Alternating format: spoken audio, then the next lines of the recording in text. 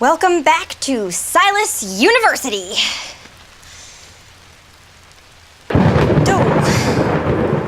Bet you're surprised to find us here after that whole fleeing thing. Or at least surprised to see you making another video instead of snuggling up with your nice, warm...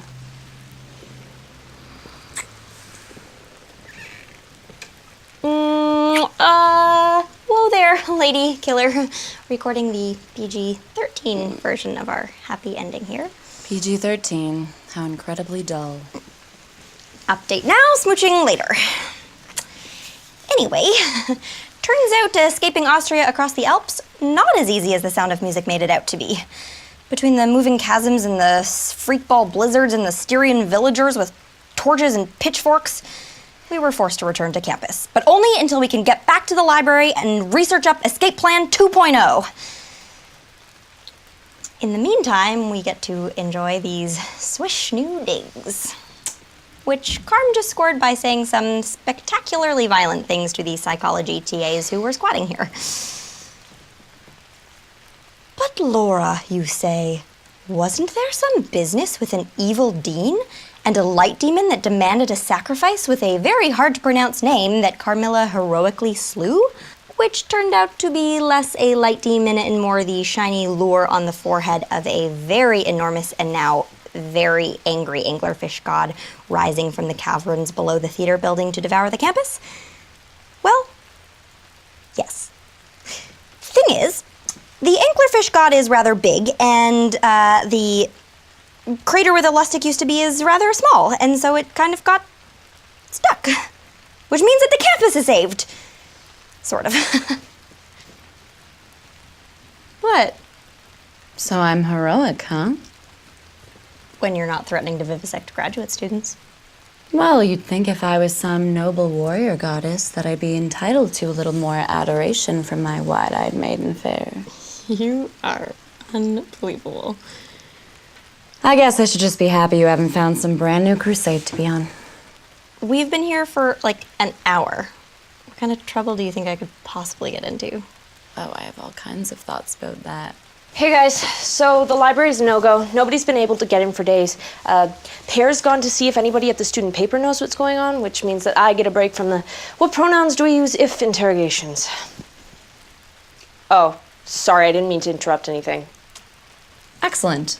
Leave now. Lock the door. Don't listen to her. Vampire seductress here is just crabby because I'm not falling for her 17th century idea of game. Sure, but more important than your twisted courtship ritual is how did you find this place? It's amazing. There's a hot tub in our bathroom and... yeah, like half the rooms have secret passages, which we should probably board the hell up, but still pretty cool, huh? Yeah. Do we know who used to live here? Oh, I'm sure it was no one important. Probably just fellowship scholars or visiting professors. Lucky bastards. Come on, you've got to see the big screen in our room. We've got JP on the smart TV. No, that's okay. I'm just going to finish up the video here. Finish up the video. Sure. Anyway, where was I?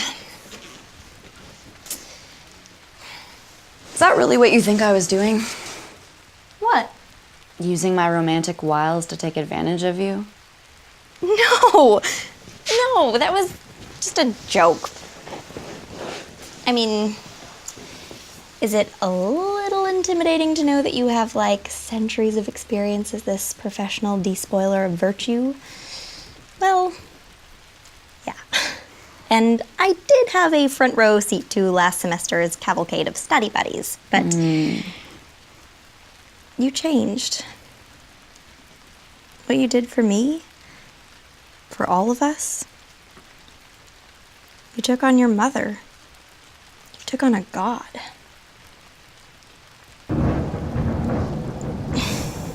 And maybe I am just some 19-year-old girl who only passed her lit class on a vampire fighting technicality, but I still know how this story goes.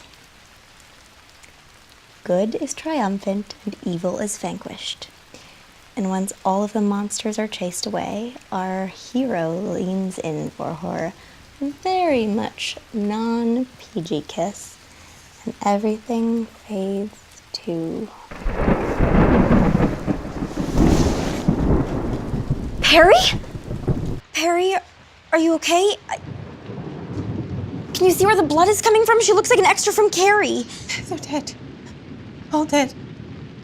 Well, doesn't that sound promising? Who's dead? The newspaper staff, they were just lying there and there's so much blood. Is everyone all right? I heard screaming. The possibly being murdered kind, not the fun. Pear. Oh my God, are you hurt? No, I'm fine. No, really, I'm fine.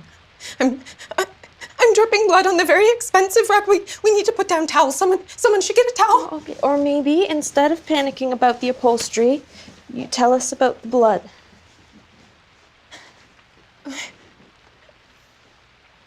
I went to the newspaper offices.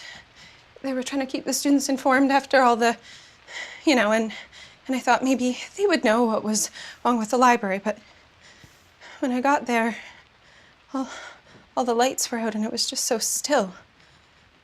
Except for this dripping sound.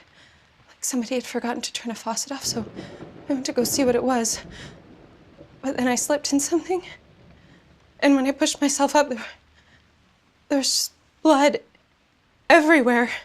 And they were all lying there. The editorial kids, the interns, all of them dead. Did you see anything? Anyone who might have done it? There was no one. And then I thought that whoever did it might come back, and so I ran. I just ran until I got back here. Who would do this? They were just some kids with a student paper. Not even a very good one. We use it to line our specimen cages. May they rest in peace. Okay, so we'll call campus security. Do you really think any of my mother's lackeys are left on campus? Or the police. Except for the part where the official position of the Bundespolizei is that Silas doesn't exist. That's actually quite clever of them. Okay, so we'll call someone. I mean, there has to be someone to call, right? Back in a mo. There's no one to call, and at this point we would settle for the Ghostbusters. I thought with the dean dead and the fish trapped that things on the campus would be, better. Except now there's nobody in charge, and the Summers and the Zetas and the Alchemy Club all think that they should be running the campus, which means that they're fighting again. And between the earthquakes and half the faculty having fled, things are starting to slip through the cracks. Literally. Apparently last week, some of Professor Parsons' anti-space leaked out of one of the physics buildings and temporarily shifted a chunk of the campus 15 minutes into the future. This wasn't supposed to happen. We created a power vacuum. This is what always happens. Well, excuse me for not having lived through half of European history. I was not expecting looting and anti-space and... Rogue Draco pyromaniacs. And it's all our fault. You cannot be serious. We did this. We killed the dean and we let the anglerfish rise, and then we just ran away. Left everyone else to deal with the mess. And now there's turf wars and lootings, and somebody just murdered the only people trying to do anything about it. Not the only people. Laura? No. Perry's right. We can't just run away again. Yeah, we can. That is exactly what we can do. We are not responsible for those kids I at the am. news. I started all of this.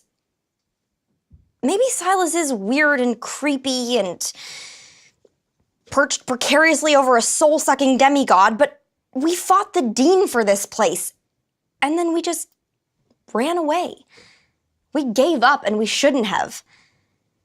Those kids at the newspaper, they could have been any of us. So we are going to stay here and figure out what happened to them, and we're not going anywhere until we do. We are staying. We are solving the murders, and we're going to save Silas. Oh, I am so going to have to lie to my dad.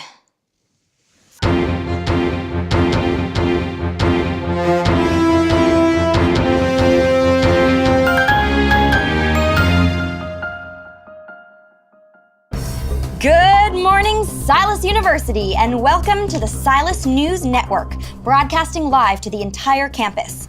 My intrepid team and I will be giving you the stories you need to survive your day.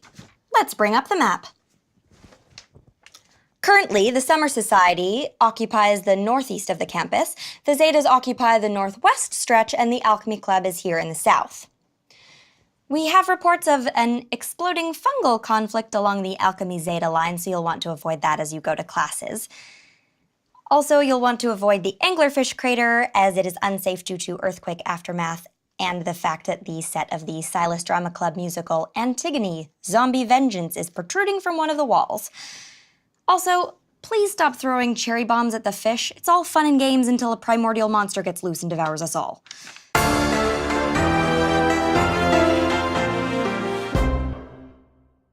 And now, today's top story. Last night, the kids at the Voice of Silas were gruesomely murdered. Sorry, but students on the South Lawn are being carried away by Harpies? We have harpies? If you're crossing the South Lawn, you will want to stay close to cover, as we seem to have a slight chance of harpies. flaming arrows at the Summer Zeta border. Side effects of psychotropic fog? Gamma-irradiated geckos? Gas leak over by the Milgram... Localized rain of spiders. This is not working. How are we supposed to stop them if they won't stop going all War of the Five Kings out there? Thank you. How did the newspaper kids handle all of this? They got themselves brutally murdered. Carm, maybe let's ixnay on the Erderd May. She's the one that found them dead.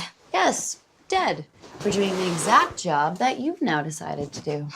Look, you have every right to be cranky. I should have asked before I turned our apartment into a newsroom, but the campus needs our help.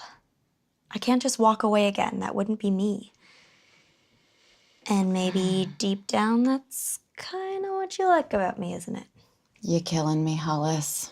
Yeah, but you were already dead. Now, we just need to figure out how to calm things down before we can solve the murders. And who do we know stupid enough to stand between two angry frat armies with more weaponry than IQ points? The brothers of Zeta Omega Mu have a long and illustrious history, and we intend to reclaim our that place. vampire you pledged in last semester was real illustrious. Mel, they really didn't know Don't about bother. Everyone knows this whole Zeta peace accord is just you making your bid for prez next year. Look, the fact that an undead fiend masqueraded around as one of our pledges... Proves my point about your complete lack of moral fiber. Hey, Will was an okay bro until he started kidnapping people. You're an imbecile. Okay, guys, we You don't even get me started on flaming those arrows summer into challenge. a That was fraternity. ridiculous. Samuel David Ellis. Karina Scott. Nazneen Ramanujan. Do you know who these people are? They are three of the people who were cleaning up my mess. The people who got themselves murdered while you guys were busy playing petty warlords, and we haven't been able to figure out what happened to them because you guys won't stop fighting long enough for us to catch our breath. Hey, we saved the campus from... No, you didn't. Do you know who did? She did. Carm is the one who very nearly sacrificed her life, death, undeath, whatever, from saving us all from ending up as fish food. So the very least that you can do is start pretending like you survived puberty. Am I making myself clear? Can you at least agree to stop trying to pulp each other until after we've solved the newspaper murders? Well, what happens if it turns out that somebody here was responsible? That's supposed to mean... That expose the Voice did when you turned the Xerxes building into a brewery didn't do the Zetas any favors. So who's to say that you and the Beef Parade didn't visit the newspaper's office looking for payback? Like the in-depth history of the Adonis hunt was good for you, and they busted the alchemy nerds for illegal surveillance of campus parties. We all had good reason to want them gone. Which is why my friends and I, led by, let me stress again, the heroic vampire who saved all of us, Yeah. Hi. will be handling the investigation. We're impartial. Impartial. You're the ones who overthrew the administration and caused this whole mess, and you're thick as thieves with the summons. Oh yeah, from where I'm standing, they look pretty cozy with your douche canoes too.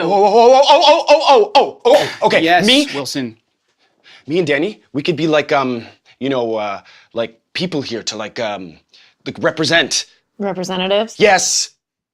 I can't believe I'm about to say this, but we are the logical choice. Yeah, we are. Terrific. Okay, so Danny and Kirsch will help. Everyone else lay off with the flaming arrows. And we figure out what happened to the newspaper students before anything else goes... Laura, there's kind of a group of protesters outside. wrong. Protesters? Protesting the inhumane treatment of the giant anglerfish. Okay, just so I'm sure I'm not having a seizure, you just said The anglerfish. that tried to eat us. They're calling her Lofi. Tried to eat us. They seem to be upset she's trapped in a giant pit with frat boys throwing firecrackers in her eye, which does sound kind of unpleasant. Wait, are you telling me you actually feel sorry for the monster who tried to brainwash you? Oh, brainwashing. Let me go check that out. Hey, fish minions, can you feel your minds being controlled? Huh. So evil has PETA protesters. Like we needed any more suspects. Fish crazy aside, do we have a truce? Fine. Agreed. I'm good.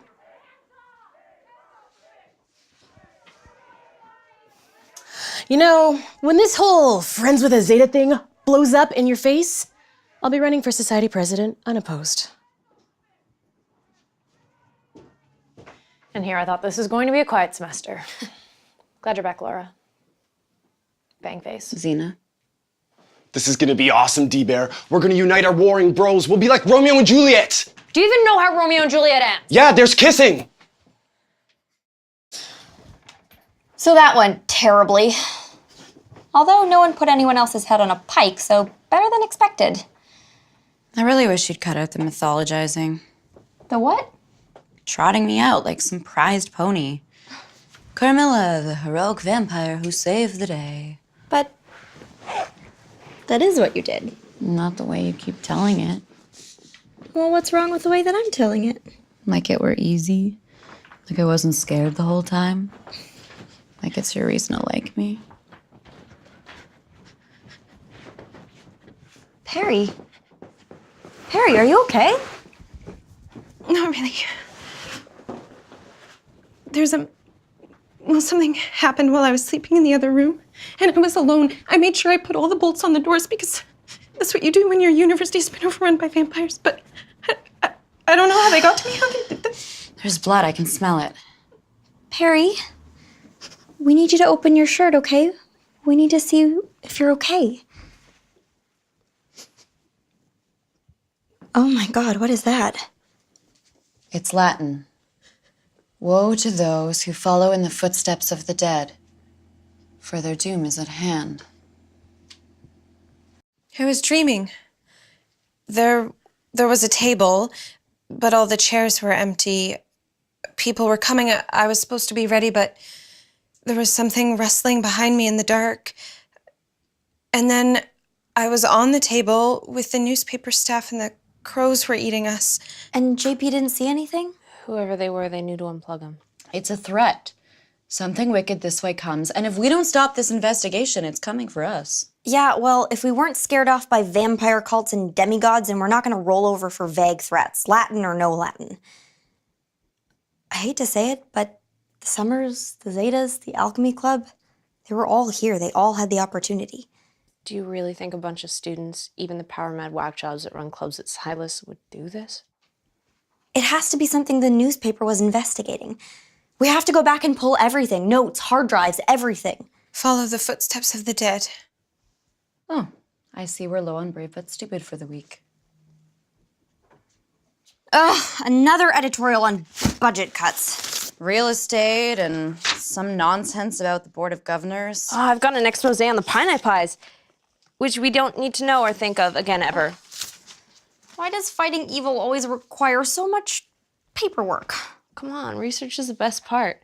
We can scan them for JP and have them run a search algorithm. Always pleased to analyze for a good cause. And while Jeep is on that, we can swab the scene or maybe take some samples from those anglerfish preservation kids. You just gotta know there's something juicy going on there. Stop that!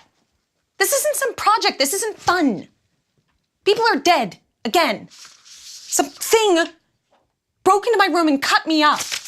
And the three of you acting like this is some Silas-themed episode of The X-Files with cool vampire girlfriends and disembodied sidekicks. Well, it's callous and it's cruel and... Hair. We didn't mean it like that. Honest. Come on. Why don't we go upstairs and clean your bloody clothes with club soda? You know how much you love soaking things in club soda? Or we can burn them in hell. Or we can do that.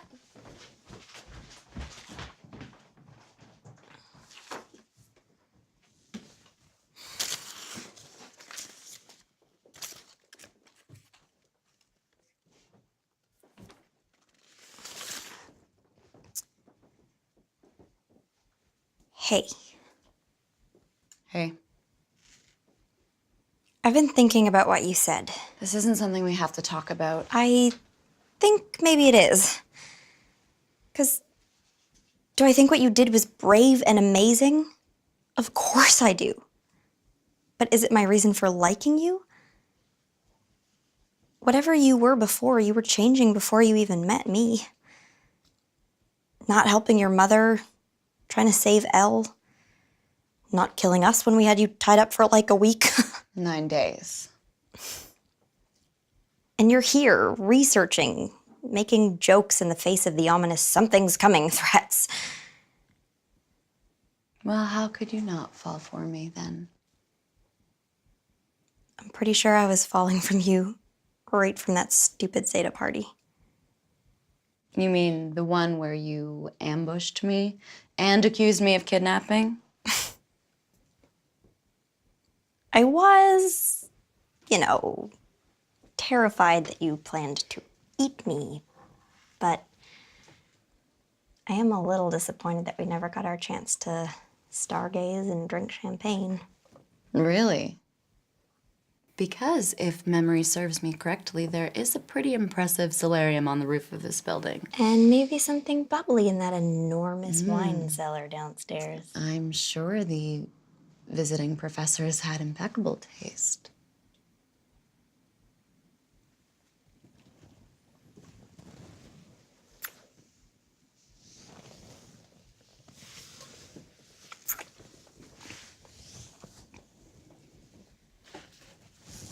Raise you.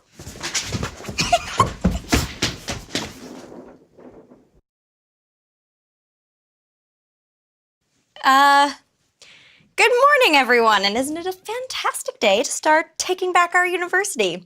We will start with this weird-ass letter. This thing better not be multiple choice.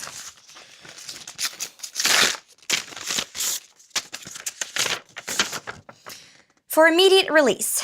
In light of recent events, Silas University's Board of Governors is returning from abroad to deal with the chaos on campus. This marks the first time since 1904 that the entire board has assembled on campus. 1904, why does that sound familiar? That's the year half the campus burnt down.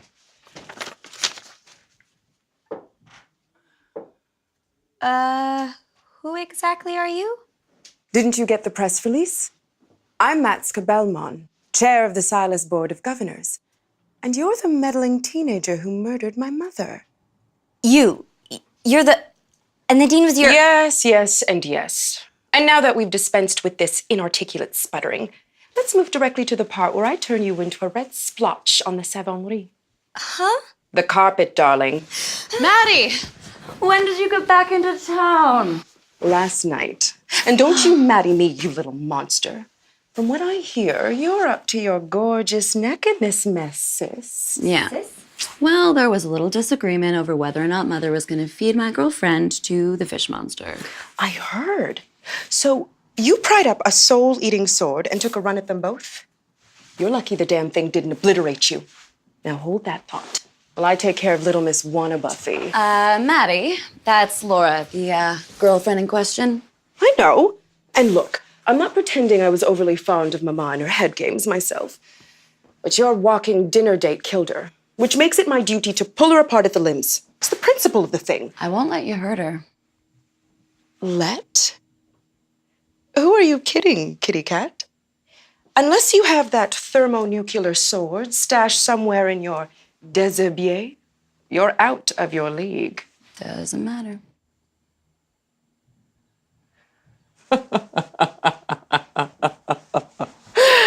Oh, God. You went and fell in love with one of the marks again, didn't you? Love? No one said anything about You little sap. But then again, you were always in the middle of some one great romance or another, weren't you? Oh, don't need him. He's a poet. Or her. She's got such a beautiful voice. Or that one. She's just too pretty to ruin. Or that blonde corset in the 1870s that you were head over heels for. It was enough to give a girl cavities. Fine. You like the nymph that much? I can hold off until you get tired of her. That's not the... Look, I'm glad you're not going to kill her. I believe the words you're looking for are, gee, Mattie, thanks for being so understanding. Especially since this mess means you had to leave Morocco for this ice-blasted wasteland and the implosion of Mama's ridiculous pseudo-versity. Did you know what she was doing? You mean, did I know she was feeding Nemo's pal down there 5 people every 20 years? Of course I did. The board decided it was the smartest play ages ago. 5 people every 20 years to keep that monster asleep. More people die from dog bites every year. Hell, more people die from me every year. Except it turns out it's helpless. It's not helpless. It's stuck. And I don't know how any of us got so lucky. But I'll be dealing with that tomorrow when the board meets. In the meantime, how about you and I paint the town red? It's been a while since we've had a girls' night. Not since... Saigon. Now that was a party. You really want to be in the same state we were in after Saigon before your big board meeting? And when did you become the voice of reason? You're probably right about the board. Those old fuddy-duddies care more about Robert's rules than anything that happened in this creepy backwater. Well then, business before pleasure. Speaking of which, since I'm not turning the cub reporter into a red mist, we need to do something about these news broadcasts. We can't have gossip mongers inciting panic through the only public communication network on campus, leaving the impression the university isn't safe. The university isn't safe. See, if you had more experience, you'd say Silas is experiencing upheaval during its time of transition. You know what, why don't I come back and help you? Make sure you're putting out the right message. I really no, don't please, think... I insist. God, you're lucky. You're such a cute little monster. See you soon. Oh, and try to keep the larceny to a minimum, huh? A lot of Mother's things are literally priceless, and I don't feel like tracking it down in some shabby little pawn shop. Mother's things? Why would any of your mother's things be in here? Because you're living in Mother's old apartment, darling. Ta. There's really no reason to get so worked up. Are you kidding me? It's just an apartment. It's the dean's apartment. We have been sitting in the dean's chairs. We've been eating off the dean's tables. We've been... Oh my God, we have been sleeping in your mother's bed. Ugh! It's a nice place. And we were only supposed to stay here for a few nights until you decided to play Veronica Mars again. Okay, what was that? Because it busted through some seriously thick oak doors without so much as scuffing a Louboutin. That was Carmilla's sister. Oh, well, isn't that nice? Yeah, she's Miss Congeniality as long as you like your death threats nonchalant and frequent. Mattie isn't gonna try to kill you if she thinks it'll upset me. That's a criteria for choosing a restaurant or what color to paint the living room, not for murdering someone. Oh, and I didn't even get to the best part. Guess whose apartment this is? The dean's? Am I right? How did you... Well, there's a statue of Ishtar in the foyer that I'm pretty sure belongs in a British museum, and the walk-in deep freeze has shackles. Well, that does explain why the decor is so intimidating. And you did nothing while the mini-dean shoehorned her way into our news broadcasts. Look, I know Mattie. Sure, she's unpredictable.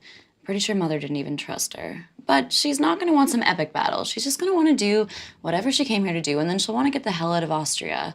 All we have to do is stay out of her way. And what if she's the one who murdered those kids? You heard what she said about gossip mongers, and didn't you find some article on the board? She just got here. How could she? Well, what about the fact that murder is her preferred form of greeting? We're vampires. A certain amount of murder just comes with the territory.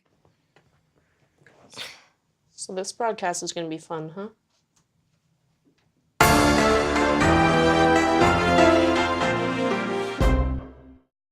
Good morning, Silas. Joining us today is Matska Belmonde, chair of the Silas Board of Governors. Call me Mattie. Here to present the university's official interpretation. Let's just say I'm here to balance this program's pro-human bias. Or what? With the campus truce still holding, our top story is still the Voice of Silas murders. Care to comment on the new evidence that the newspaper was investigating the board? While the loss of life at the Voice is tragic, the Board of Governors has nothing to hide. We're here to repair damage caused by certain ill-considered actions that happened last semester and to balance the school's budget, which is in free fall due to the drop in alumni donations this semester. That's actually more plausible than I was expecting. I guess we can just move on to campus hazards. And we'll need to cut that. Let's just go with transit inconveniences. It's less inflammatory. The first item on the list is a sinkhole filled with molten lava. Which probably makes transit inconvenient. Attempted to steal several humans' faces. Acted out anxieties related to his appearance. Tried to open a time portal. Flirted with an alternative approach to chronology. Rose from their graves to haunt the living. Enjoyed a pleasant day out while making new friends. And that is all we have for today, apparently. See you again tomorrow. Maybe. Now, wasn't that an improvement to your usual hysterical nonsense? We're putting people in danger. Hardly. We called an airborne swarm of piranha a 10% chance of precipitation. There's moisture involved. You know, I can see why Carm likes you so much. There's something unspoiled here. That's alluring. For a while, anyway. You, hot chocolate girl. You look familiar. Have I seen you somewhere? I think I'd remember that.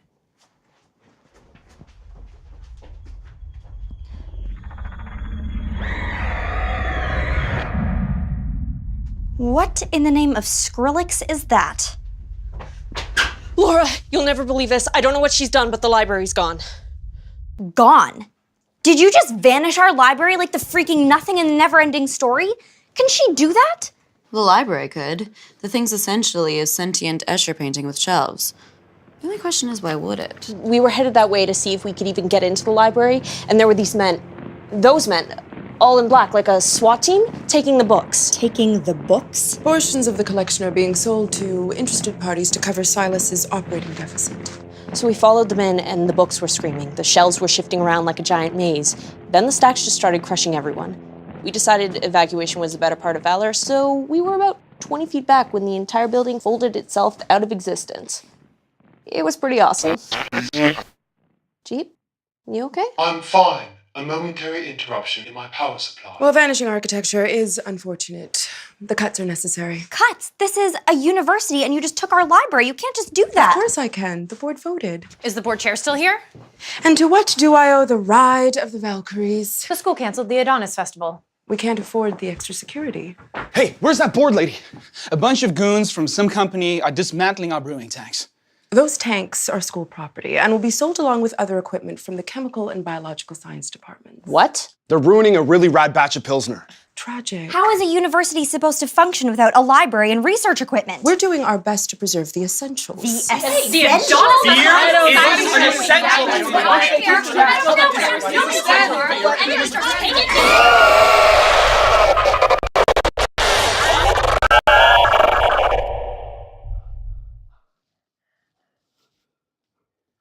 I'm sorry, but do you children think we're having a discussion? Do you think we're having a conversation? You might not have liked my mother, but she kept the chaos to a minimum. You idiots killed her, nearly loosed a demigod, and turned this campus into a war zone. Now we have catastrophic damage to repair and no new money coming in. So I'm gonna cut what I need to cut and sell what I need to sell, and if you don't like it, you can head for the hills. Again. Carm, see you at tomorrow's broadcast. Ow. What was that? Oh, I think it was some kind of ultrasonic. Can you do that? Mattie's a lot older than me. And she's chair of the Silas Board. That sort of thing comes with executive powers. Like we didn't have enough trouble with you. She's gutting the school. Which is probably what the newspaper kids were looking into. What are we gonna do? And that was as close to a plan as we got. Between Danny's suggestion that we should stake her, or, oh, I don't know, stake her, and Carm threatening to decapitate anyone who tried. I'm not letting Broadzilla kill my sister. We kind of hit an impasse. About the only good thing that happened was our moment of cute for the day. Hey, Hey, Danny's really into that festival thing, huh? Why are you talking to me, bro for brains? Well, why don't you guys just do it on the down low? I mean, that's what we do when the university cancels our stuff. I could even help. Are you volunteering to help with the Adonis hunt? Danny'd be into that. No. That is the best idea I've heard all week. So at least one nice thing happened. Meanwhile, we have no idea what Mattie is planning on doing next or how to stop her. Are you sure it's not just disruptions in his power supply? It's not just his power supply. Hey, JP, can you hear me? How you doing in there? There is less of myself. Pieces gone. I studied Latin, but I can't remember. So many, all dead. What's happening to him? It's the library. He's still connected to it somehow, and when it vanished... Dead. And Genevieve dead. Barbara dead. They were saints. Could we just save him somewhere or turn him off until it's all over? We don't even know if he could survive that. Should have known an AI would be too big for a USB key. And the only place his minds existed without the library was his body. Which, even if we could find, is probably past its best before date. With the library gone, who knows how long it'll last. My mother, she made me a cake when I left her with curls. She doesn't have a face. Descendant. Oh, descendant. We need to figure out how to get the library back and help him. And that means finding Mattie, stat. But where do we even start? Well, what about that newspaper story on the board? Here.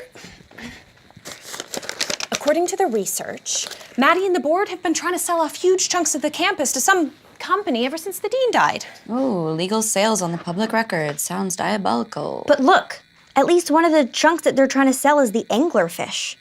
The newspaper was writing about the board and they ended up dead. And how else can you explain Mattie recognizing Perry? She must have seen you that night when you found the murdered students. I mean, it's not a lot, but it's our best lead. God, is this how you Lackwitz decided to hogtie me last semester? Pretty much. You did turn out to be a vampire. How would we even get more proof? It isn't like she's just gonna drop by for tea and spill the beans to us about some diabolical scheme. Well, maybe not to us. So, yeah. We decided to have Carm make like Sydney Bristow and spy on her dysfunctional family, and at first, everything went great. Not that I don't appreciate the tutor, darling, but to what do I owe the invitation? Well, we haven't had a chance to catch up properly. What with all the death threats and the screaming. But you like death threats and screams. Or at least you used to. Say what you will about the Germans, they know their chocolate. Mother had a whole department dedicated to shipping it in. I'll just bet. You know she did all of this for you, right? Only the best for her little Kaiserin. Except when she was burying me alive to teach me a lesson. Well, she was always a bit mercurial. But you did help kill her, so I guess that evens the score. As if you never tried to kill her. Well, sometimes all those convoluted plots got on girls' nerves. Mattie, what's going on? You were never one for the dutiful daughter gig, so don't pretend like you're here selling off the campus like it were the last of her estate. As if I wanted to come back here and wrangle with the Haster monks. Or listen to Stradigia spout more of her drippy prophecies. But who else was going to take care of this nonsense? So I'll follow Mother's orders, as long as I don't disagree with them. Though riding herd on a campus full of frightened children doesn't make it easier. At least the student body won't be a problem for much longer. Really? Why not? Look, whatever you're doing here, vanishing the library and selling off the anglerfish, it's not like you had to kill those kids at the newspaper or anyone else to keep that a secret, right? Do you really not know what's happening in that pit? God, you never paid attention when Mother talked business. You're always too busy with who or whatever you were enamored with, and now you're head over heels for Samantha Spade. And are you really trying to pump me for information for a kid who isn't even old enough to remember leg warmers? This is what you do. But now that you're in your 4th century, maybe it's time you sort through some of those self-destructive patterns. What are you talking about? You killed Mother. And very nearly killed yourself, all for a girl who you've known for less than 3 months. There were other And reasons now you're for rushing into another relationship, probably half because you need it to work or you killed Mother for nothing. Even though this girl's a mayfly buzzing around you with her insect ideas of right and wrong. Oh, come on. Plenty of vampires have relationships with humans. We call that snacking. How can any of these girls be a match for you? The dark beauty of the world's rotting core. She's stronger than you think. Of course. When you're done playing with your food, I'll be waiting. I always am. It'll be a long wait. I've got time. Ciao, Bella.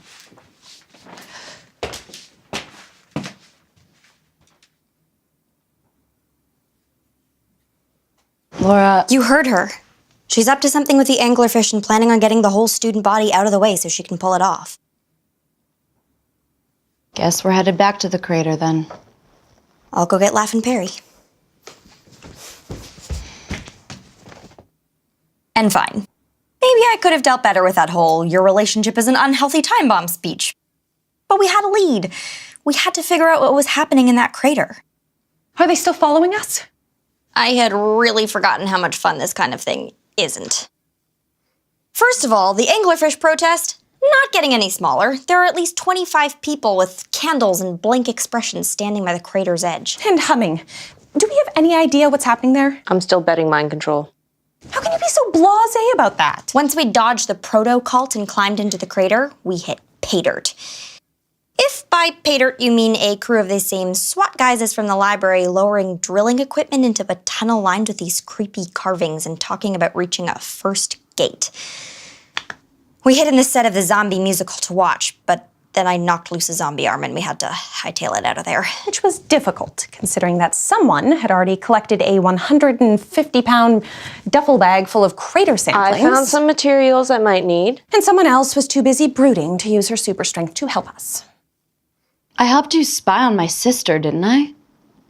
God, what more do you want from me? So, yeah. At least we figured out that the equipment in those SWAT people belonged to the not at all sinister-sounding Corvée Corporation, a post-occult resource conglomerate. And maybe it's just Carm's family history talking, but what do you want to bet that they're down there up to no good with that giant anglerfish? Laura! Laura! Laura! You gotta help me! You gotta hide me!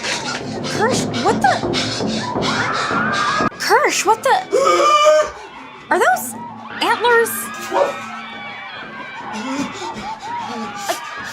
Did I just see? Ugh, this ought to be good. Oh, it's the summer psychos for that festival thingy. You know, at first it was cool because there was like this sexy sponge bath and peeled grapes. And I mean, yeah, I wasn't totally down with the headgear or the part where they blindfolded me and led me into the woods. But, you know, D-Bear was gonna be into it, right? Except I kinda hadn't seen her. And by the time they led me into the woods and took the blindfold off, they had dogs and arrows. And that Mel chick was all like, "Time to run, Romeo." And I was like, this is a weird party where you dress a dude up like a stag and pretend to hunt him. But, you know, I'll like capture the flag. And maybe if I'm lucky, D-Bear will tackle me, right? But instead of D-Bear, it was dogs. Bad dogs, bitey dogs, and I tried yelling timeout, only there's no timeout, just arrows, totally real, very sharp arrows. So I scrammed, except that wasn't easy because they had giant pits full of pointy crap and quicksand, and I had to punch a dog. Oh. When I got back to the campus, I thought it was safe, so I went to grab a brew and chillax. They shot my beer, man. They put an arrow right through it.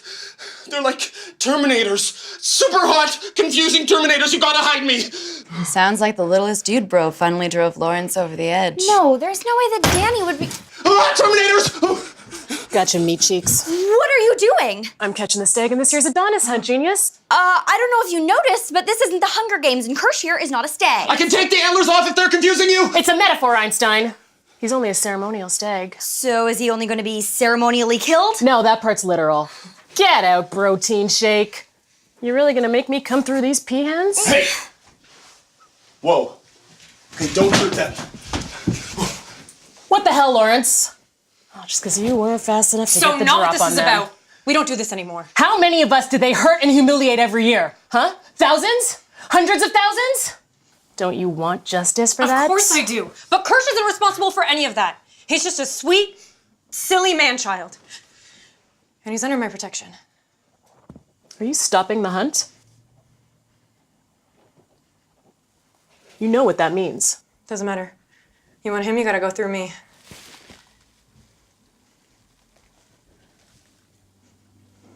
It's your funeral, Girl Scout. You are so the man! I mean, you're the woman. It really wasn't that big of a deal, Kirsch. You're like my hero. No, antlers, Kirsch, yeah. you still have antlers on. Sorry. Oh God, please tell me you're not naked under that thing. Please, go find some clothes. Hey, what did Mel mean about this being your funeral? Oh, nothing really. I'm probably just out of the running for Summer Society president next year. Oh. Ruining well, our biggest festival will do that. If anything, that just makes you even cooler for saving him. Yeah. What the hell, right? We got bigger fish to fry. You guys find anything in the crater? Oh, yeah. We still don't know how Mattie is planning on getting rid of the students, but those scary SWAT guys, they belong to some giant company called Corvée, and they were talking about a first gate. So that's suspicious. Yeah, just a little. And, oh, the newspaper staff, it turns out they actually have a source for their story. One of the board members, some guy named Vordenberg. You know, I knew a Vordenberg once. Maybe an ancestor? He had a barony near my father's land. Weird family. Then again, with a name like Vordenberg. Well, creepy name or not, he's still a potential source of information. And maybe even an ally. So what else do you know about him?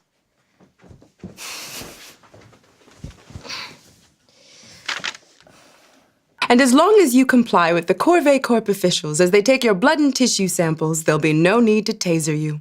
Good night, and good luck, Silas.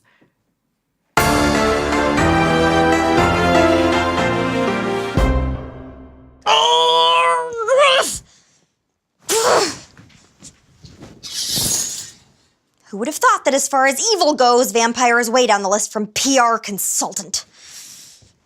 I cannot wait to get the dirt on her from Vordenberg. I've never felt so scandalized. That's because you've never been scandalous enough to scandal. Hey, what are you doing all the way over there? Wanna come cuddle and see if Olivia's gonna run away with Jake this season? No, but you can come over here.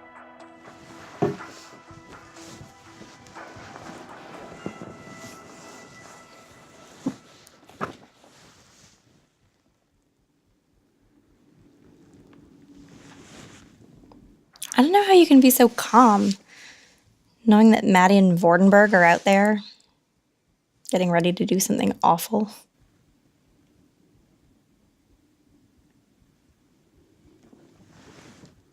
Hey.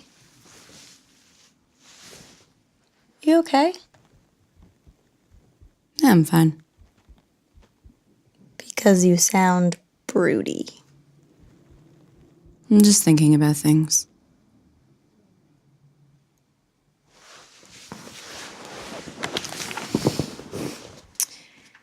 Those who prefer their principles over their happiness, they refuse to be happy outside of the conditions they seem to have attached to their happiness.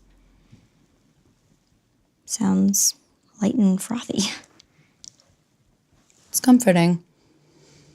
He understands that love doesn't mean the same thing to everyone.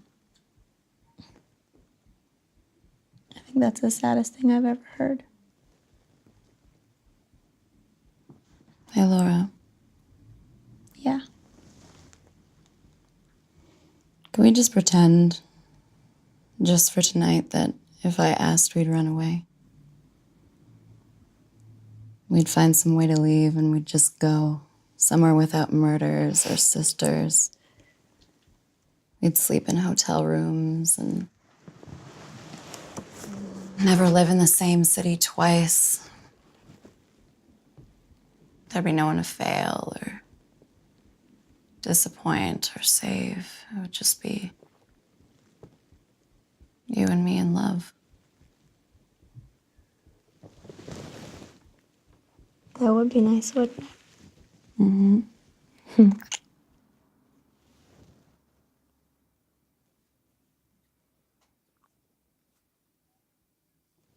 But our friends need us. The school needs us. Maybe we could be happy that way, but, you know, we wouldn't even be you and me anymore. We would just be these empty shells who ran away.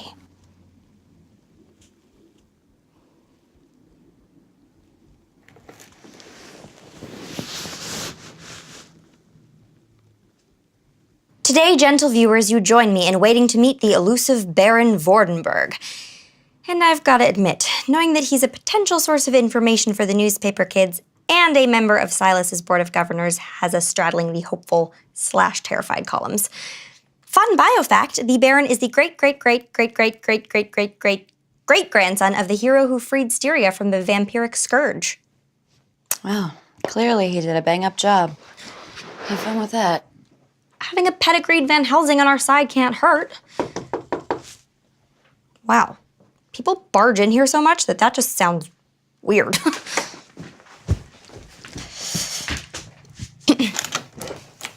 Fräulein Hollis. Oh, charmed. I knew a young lady very like you once. A great love affair. Ended before my voyage to the Hesperides for the golden apples of immortality.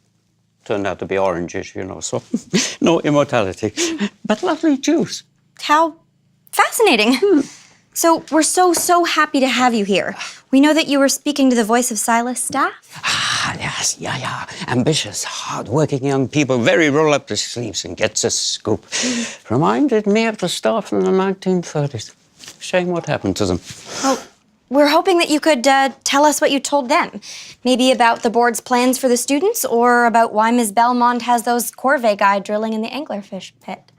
Oh, well, my. That's not the sort of thing for a Trishoma lady like you to meddle in. No.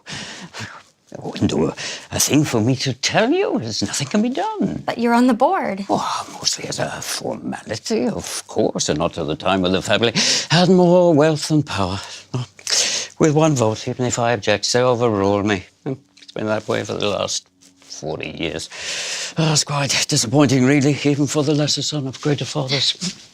Well, maybe if you told us what was going to happen, then we could... No, I'm sure whatever Miss Belmonde's plans are, it's too late to stop them. It's later than you think. It always is, really. Sorry.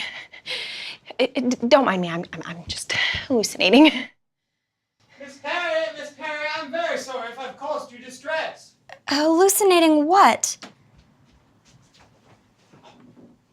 Nobody else sees that, right? The naked vampire I killed last year is not standing behind me, right? I staked him. I really did. And he had clothes on when it happened. Am I naked? I was unaware. By Victorian standards, we all do seem to be in our undergarments. Oh, stop talking! I killed you! Has this uncloaked cat accosted you? I shall, of course, come to your defense, Fräulein. Huzzah! Everybody calm down. It's JP. Well, the library was gone and taking JP with it. An unpleasant prospect, let me assure you. He needed an unoccupied brain, and I didn't exactly have one lying around until we went to the crater and found, Will. Oh my God. The duffel bag. We were dragging back his body? I thought I might need it. For what? To Frankenstein JP into it. This has got to bother you. They resurrected your nemesis. Will was hardly my nemesis. Come on, Pear. You gotta admit, this is pretty cool. You reanimated a dead vampire and stuck a disembodied consciousness into him. What were you thinking? Gee, this should be pretty cool. But you can't just... You have to have... there are boundaries to science and to people's bodies and common sense. And when all of this goes horribly awry, I will be in the kitchen with the door barricaded, making cupcakes. Oh, cupcakes. I recall quite liking cupcakes. And make your own! You probably should have warned her. That whole staking Will thing was pretty traumatic. Yeah, I didn't want her freaking out. Excellent planning, me. This is just bizarre. Is Will still in there? I don't believe so, though I am awfully hungry. Thirsty. It's been quite a while since I've had sensation. Oh, the bad news is he's still a vampire. Come on, short stack. Let's get you your own cup. Vampire? Oh, how exciting. May I join you on your lonely quest for redemption? Not if you want to keep your teeth.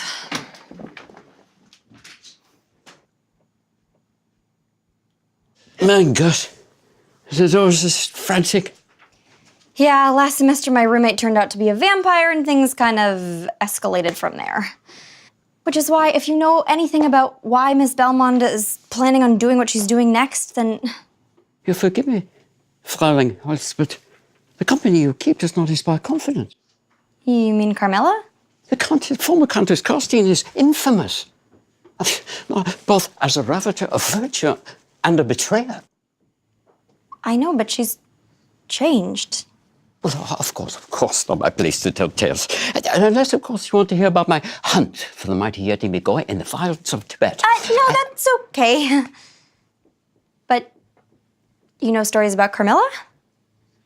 My family story.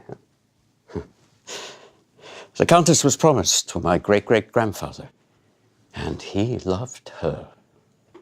So that when she became a monster, he hid her and protected her.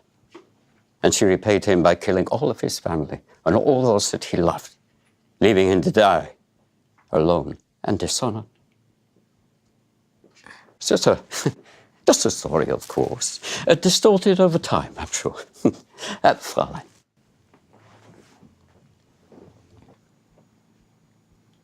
Fraulein.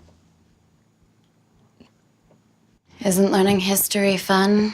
Yeah, it's hilarious that our best lead won't help us because you massacred his ancestors. This isn't working. We're never gonna stop Mattie this way. Maybe what we need to do is what university students always do when skeezy corporations try and take over. Protest. The Zetas are pissed about their beer, the Summers are pissed about the Adonis Festival, everyone's gotta be pissed about the library, so I'll call up Kirsch and Danny and... You really want to ring up Agent Orange? Look, can you not... I get that you're conflicted, but I don't have the brain space to deal with you being all insecure and morally ambiguous right now. I need the kick-ass, heroic vampire girlfriend. So can you please just be that? Of course. Whatever you need.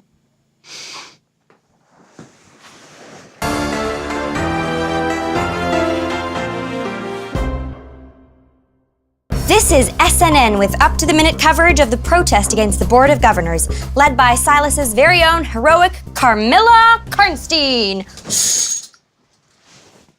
Silas for students. Silas for students! Silas for students! Silas for students! Silas for students! Silas for students! Silas! I thought there would be more disobedience in our civil disobedience. I don't get it. Mattie should be here, flipping out and threatening to wear my insides as jewelry. Well, she's smarter than that. She'll just wait until we're exhausted, and then she'll go right back to her plan.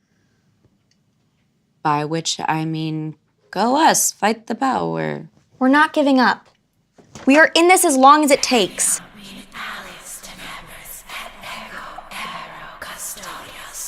Are you guys hearing lost whispers? Where is that coming from? Is that Latin? On dark wings I come, and I will be the keeper of your death. Not liking that. Or that cloud over there.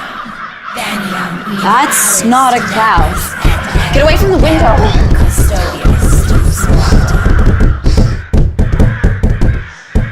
What was that? Crows. A lot of them. They came at the crowd and then at the window. Guys, we need you upstairs.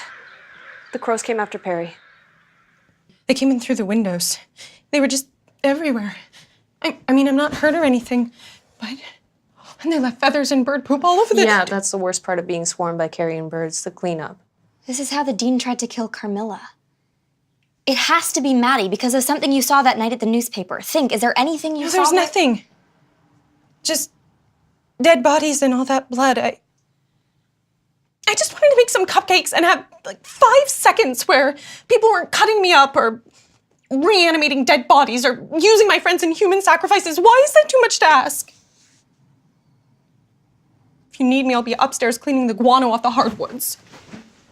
Miss Perry, if there's anything I can Just do... stay away from me! Both of you!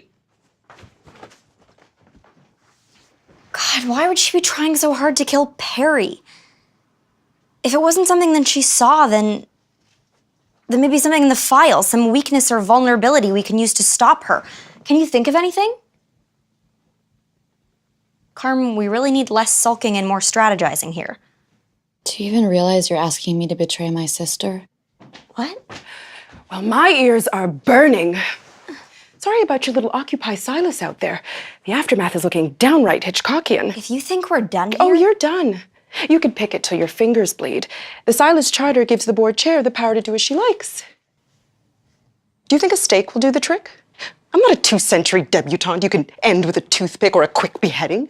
And even if I were, that power the Charter gives me, not metaphorical. Now, will you behave? Or am I going to make the firecracker sorry she ever learned how to whittle? You won't, actually. What?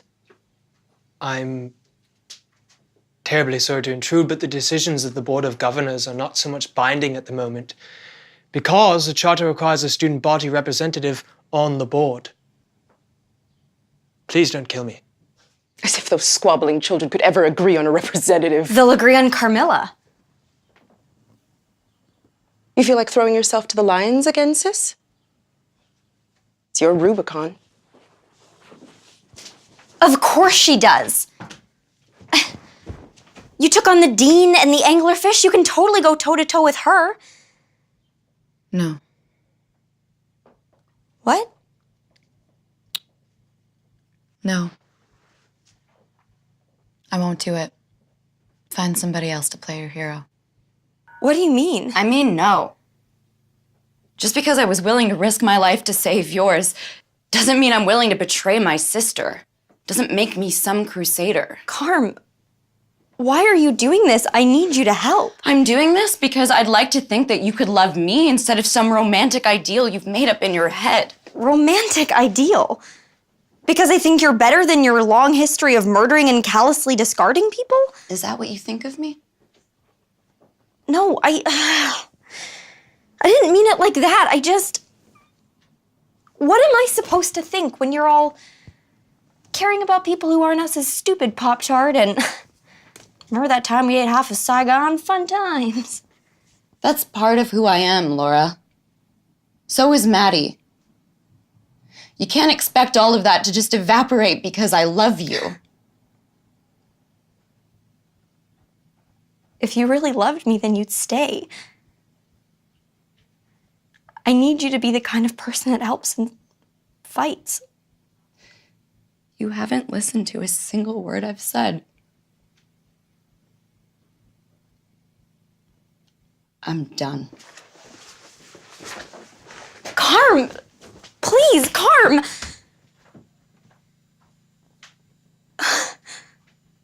I can do it.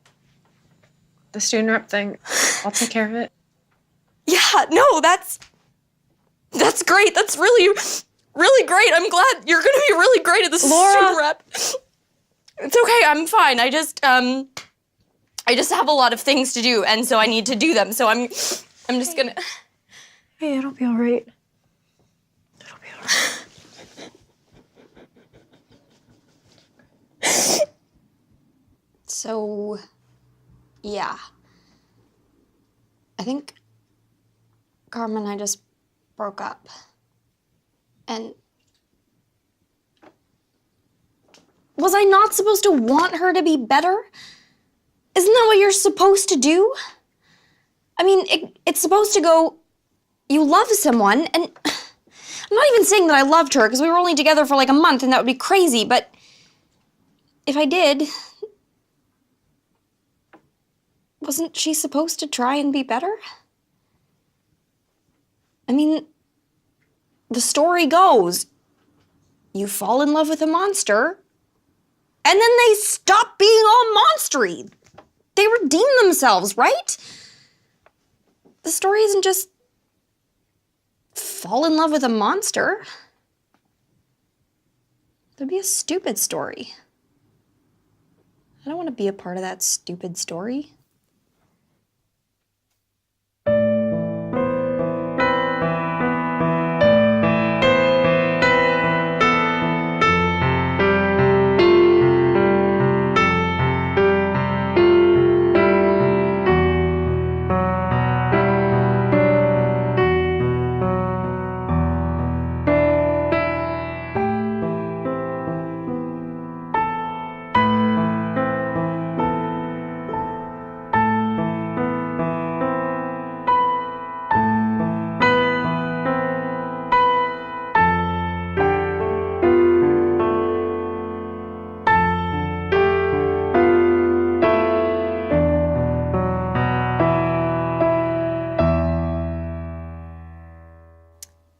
Well, that was embarrassing. Let's try that again with 80% less swallowing. We have an evil board of governors to thwart and a university to save. So the mess that I have made of my love life doesn't even rank. So, without further ado, here's Danny Lawrence, here to tell us all about her first meeting with the board. That is the worst thing that has ever happened to me. And Kirsch has been flirting with me for like a month. Do you think budget details could actually cause a person's brain to bleed? If it was going to happen anywhere, Silas would definitely be the place. It's just, we know they're up to something evil with Corvée and the crater, but A, it's buried under 200 pages of paperwork, and B, even if we figure it out, we're outvoted 3-2. At least we're getting a good look at the players, though. Yeah, there's Belmonde, Vordenberg, this guy in yellow robes who's there to represent the Hastur mention, this lady with grayed-out eyes who looks more like an owl that I'm really comfortable with, but the other two just vote the way Belmonde tells them to. It's enough to make you miss the dean. I mean, at least she was just flat out, upfront, monster-worshipping evil. Yeah. Hey. Thanks for being such a great friend about everything. Including not rubbing the whole, so you tried to date a vampire thing in my face. For what it's worth, I'm sorry it didn't work out.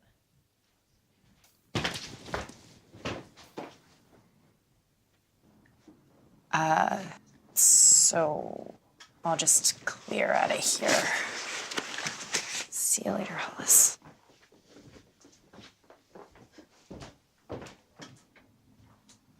Hey. You came back. I wasn't sure if you were gonna come back. Of course I'm back. This is my mother's apartment, and I stole it fair and square. That's not what I meant. Oh, yeah, I know what you meant. But if you and your knight in shining gym shorts over there need more space, then you can find another room. Okay, 1, there is nothing going on with Danny and me, and 2, all of my broadcasting equipment is here, so if you don't want to watch me talk to my friends who actually care about the school and want to help me, then you can find another room. Dream on, Cream Puff. I'm not going anywhere. Well, neither am I. Fine with me. There's plenty of space.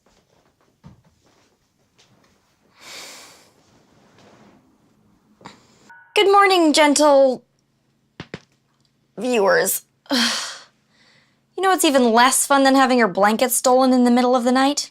You guessed it. Cohabitation with your ex.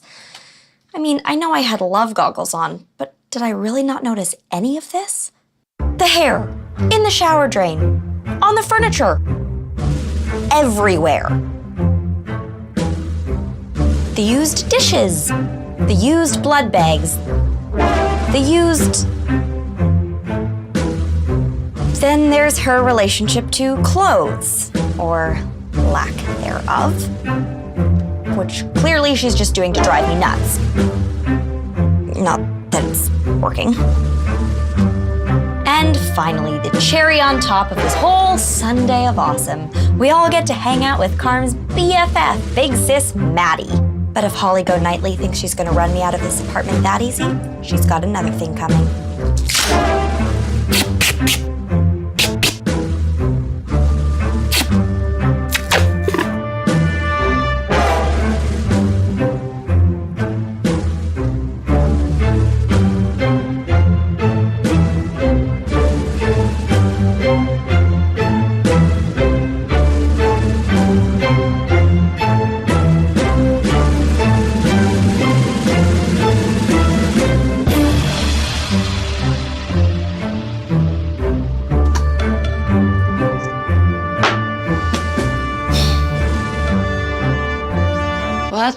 creeping hell. I thought we might get along better if we established some boundaries. Boundaries? Yep, that's your side of the room, and this is my side of the room. Now you can be as gross as you want, as long as it stays on your side. Oh my God, you mean that? Do you think it'll work? What? Do you think your little line will hold back the nasty vampires? Do you think this will make sure you never have another thought you don't want to have about one of us? I'm pretty sure the blood mustache is going to take care of that. What the hell, right? Big Sis is just planning on killing us all anyway. Not that it's any of your business, but I didn't kill anyone. Mattie and I just had a little fun. Classy. Laura, what in the name of... Most peculiar approach to interior design. Reminds me of a family I met in Novgorod. Nope, whatever. A couple crazies going on here. We do not have time for this. Belmonte's making her move. She has a big vote scheduled for tomorrow. For what? She says it's an action under Section 23 of the Charter, but we don't have any copies of the Section 23. Miss Belmonde's history with these sorts of affairs would tend to indicate something duplicitous, unspeakable, gruesome. There has to be some way to figure out what's in that missing file. You know, it's okay if you can't remember it. I ran your entire consciousness through USB cable. I'm fairly certain I know the document. The transfer seems to have left me with a photographic memory. Huh. Yay me. If I'm correct, Section 23 of the Charter describes the university's ability to sell or trade its living assets. Oh, God. Please tell me that doesn't mean what I think it means. It looks as though, in addition to selling off the anglerfish, Miss Belmonde intends to sell off 15% of the human student body. That's the one. Oh, no, I'm sorry, I misread that. That should be 15% of the human students' bodies. 15% of... They can't just take 15%... That's like 20 pounds! That'll kill people! Well, possibly a leg. I knew this Danish radio once had the most spectacular contraption attached to his... The text seems to indicate an area in the vicinity of the liver. Well, can't we just Merchant of Venice this crap? Argue that they're entitled to 20 pounds of flesh, but no blood. This percentage and all attendant materials and any and all collateral damage accrued in the collection shall be the responsibility of the student. God, lawyers are evil. Okay, so we warn everyone. We get them off campus. Because fleeing went so well last time? Or we band together. We have another rally. Did you see what was left of the rally after the crows? It looked like the end of a Tarantino movie. There may be a loophole. The Charter allows for the removal of the chair by unanimous vote. Now, Haster Dude and Owl Lady are not going to vote to remove Belmonde. Or if the chair is bested by another board member in conflict. Well, I'm fairly certain my facing Miss Belmonde in combat doesn't improve anyone's chances. In my youth, of course, I was a great fencer. It doesn't say trial by combat. It says conflict. I think the Baron could challenge Miss Belmonde to a verbal debate. Well, that's a possibility. A debate. He could win a debate. Ripping. A filibuster. A war with words. I shall bend my wits to the task. You know, once in the High Court of France. Yeah, I think we might have some work to do.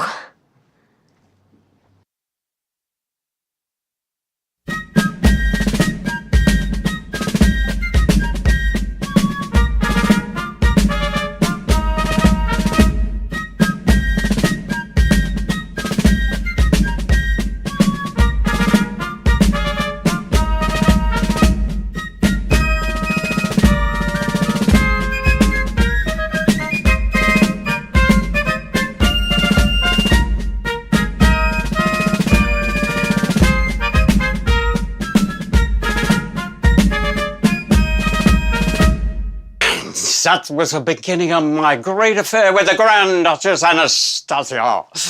A year and a half of caviar, and vodka, and torrid rumpy-pumpy stein. How about that? You were supposed to be talking about funding for the repairs. Also, it was supposed to be a 45-second response. Oh, well, how long was mine? The last half hour. Oh. We need more documentation on the budget cuts. Can you see what you can pull from the newspaper files? Sure thing. Well, why didn't we just take another crack at it? When I was in the Prussian cavalry, that was our motto. Well, actually, it was paradise on earth is found on the backs of horses, but that almost got us into trouble. Or we could take a break. Of course, of course. I just want to see if the charming Fraulein Perry needs any help. We're doomed. Well, maybe the board will find the crazy grandpa shtick endearing and we are so doomed. Oh, you're not wrong. The Baron Funchausen has a better chance at wrestling a bear. You know what? Unless you have some great idea about how to save the student body's collective liver, why don't you just keep lost weekending? I'm sure all the partying and snacking on bystanders completely fills the void of your useless, apathetic life. Devastating. Clearly, I have no choice but to prove how wrong you are by hauling myself out of bed and saving your whiny ass. Yeah, okay. Maybe let's not throw ourselves at the centuries-old supernatural murder machine. But you do it all the time. Yeah, well, I work out. She's just doing it to get a rise out of you. Do all vampires turn evil after you break up with them? Is that like somewhere in their contract? Yeah. Hey, let's go see if we can peel the Baron off of Perry and give this another try. Perry, are you okay? Did you get hurt again? No, I'm fine. I was looking through the files and I found these. Budget details? Why are you so worked up about— These aren't budget details, and you're gonna want to take a look at them. Holy Hufflepuff. We're gonna win. Look, I may not know what you've got up your sleeve, but are you sure you want to do this? There are a lot of things out there worse than Mattie. Gee, Carm, thanks for the input. But since you don't want to play the hero, maybe you should just butt out as we save ourselves.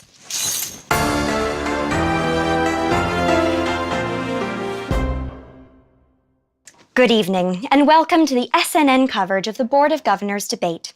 Facing off today are our board chair, Matska Belmonde, a centuries-old, nigh unkillable vampire, and honorary board member, Cornelius Hans Albrecht Lugenbaron von Vordenberg.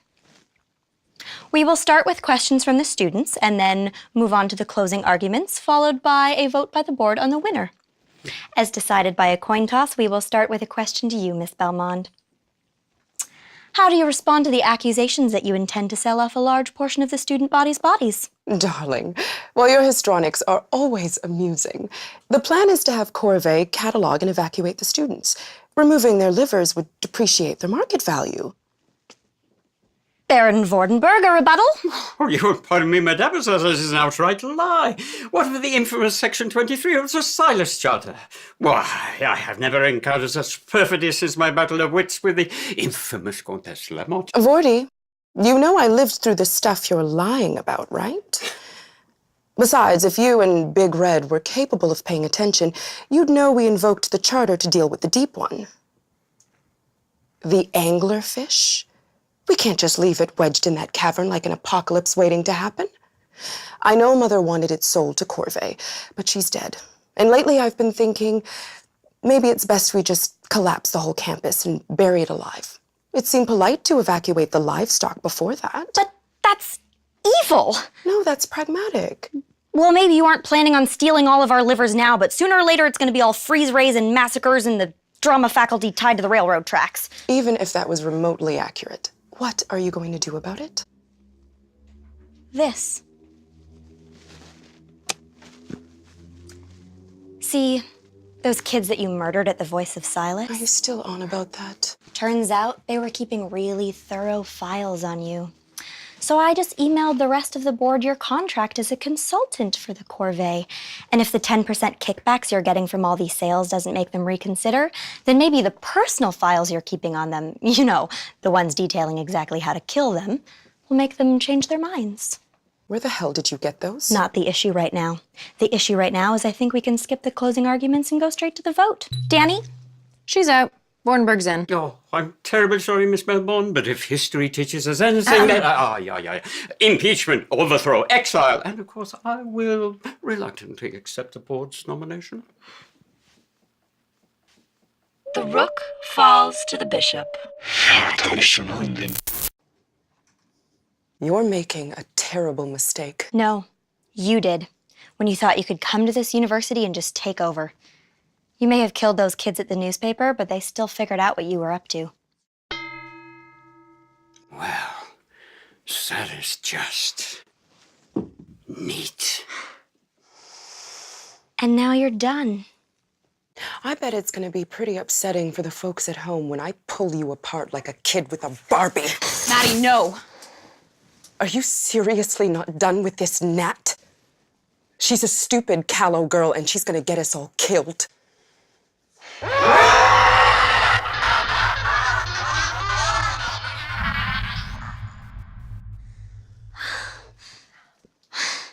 I'll get you, my pretty, and your little dog, too.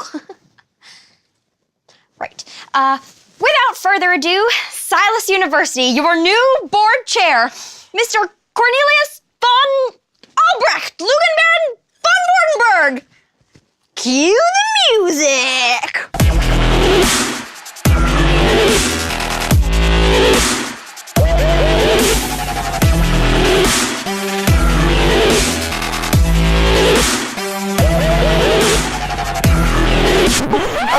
Oh.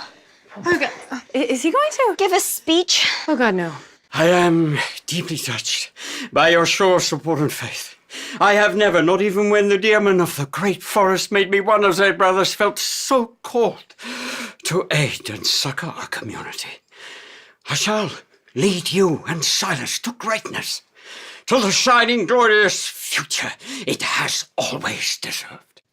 Wow, that was actually kind of... And for my first Access Rating Board chair, I hereby order the immediate detainment of all individuals known or suspected to be vampires.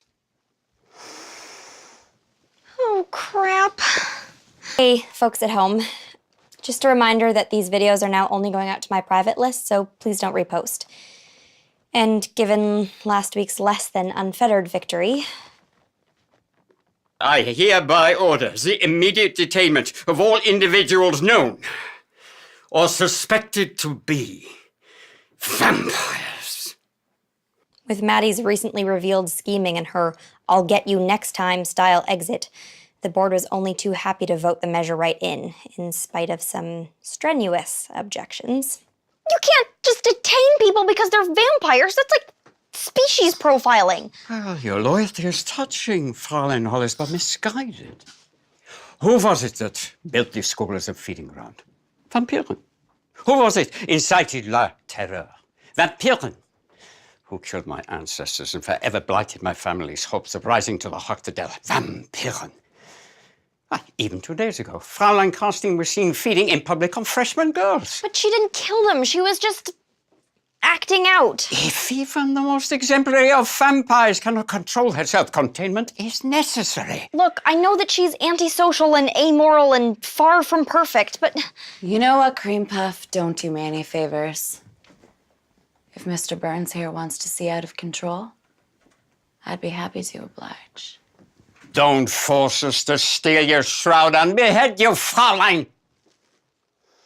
After Carm blew out of there, Vordenberg rallied the troops, mostly the Summers and the Zetas, for a full-scale vampire hunt, which would normally be a death sentence, but he seems to have them souped up somehow, like supernatural steroids. We still don't know what that's about. It's not all bad news, though. The sales to the Corvée Corporation have stopped, and the corporate strike team seems to have backed off. I didn't mean for it to work out this way. And when I say this way, what I mean is... Good evening, fine students and faculty of our brave university. Tonight, I announce the opening of our interim student center and trauma unit, where, like an oasis of old, you can procure new ID, enjoy coffee, or have physician's lunch, boils, or applied leeches. And I once again denounce the vicious series of vampire attacks that have targeted those who supported my rise to chairman. My hunters and I shall be relentless in rooting out this and any other threats to the human students of Silas University. God, I don't even know what I'm supposed to feel. She should be better than all this lashing out, shouldn't she? And what if she gets hurt or something worse? Hey, Laura? Yeah, I'm good. Do you need something?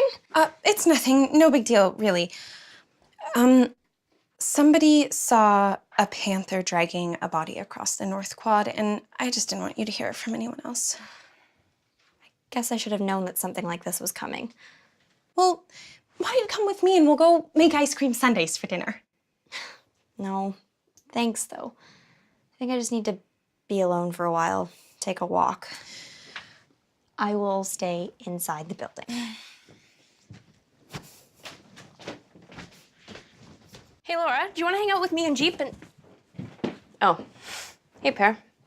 Thought you were still hanging around upstairs, you know, avoiding me. I'm not just avoiding you. I'm avoiding JP too. Miss Parry, if I could, just once more apologize for whatever I've done to upset or discomfort It's not you. Or either of you, or it's not just you, it's me. I just don't belong here. Everybody else seems to fit in. Carmilla's a vampire, Laura's in love with a vampire, and you're just excited about researching whatever unspeakable horror we've stepped in this week, and I'm just tired of being attacked and threatened and scared. We're all scared, Pear. I was bodiless in the library for more than a century. It was terrifying. God, why do you think I like to study stuff so much? If you dissect it, it can't hurt you. And if you'll permit, if I've learned anything facing the limits of my sanity in an epistemological madhouse, life is awful and incomprehensible. So it's usually better to be terrified together. You know, for a disembodied freak in a vampire body, you're pretty nice.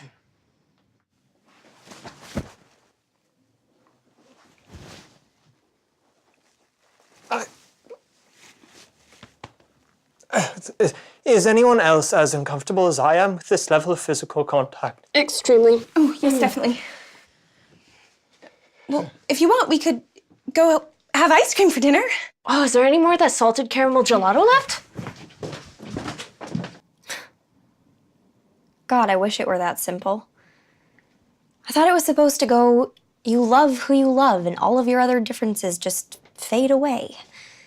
And you don't end up some 19-year-old girl with a broken door? All right, Lolita. Time to make yourself useful. Don't just sit there gawking at us. Get off your ass and help us. Oh my God, Carm! What happened? We were stalking some of Vordenberg's souped-up hench bros across the North Quad. It was a trap. They led us into a shooting gallery. Arrows everywhere. Congratulations, you finally got the Summers and the Zetas to cooperate. She managed to drag me in the bushes, but they put an arrow in her chest. I think part of it's still lodged in there. She needs blood. There's some in the fridge. I didn't have time to clean it up yet. Hey. Here, sweetie. Here's some liquid courage.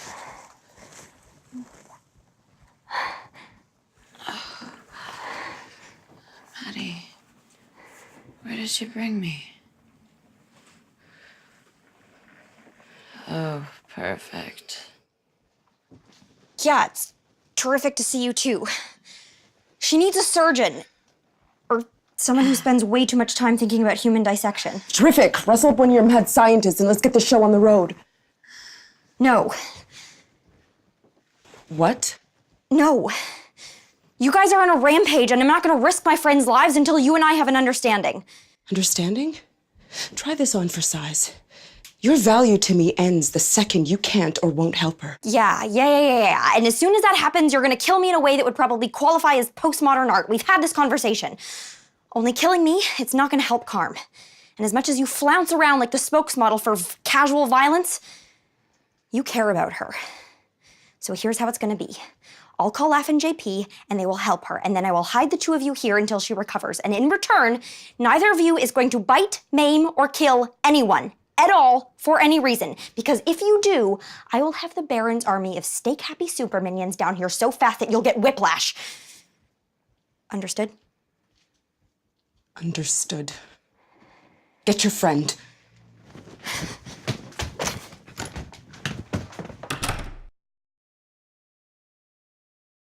Seriously, Laura, it is 1 a.m.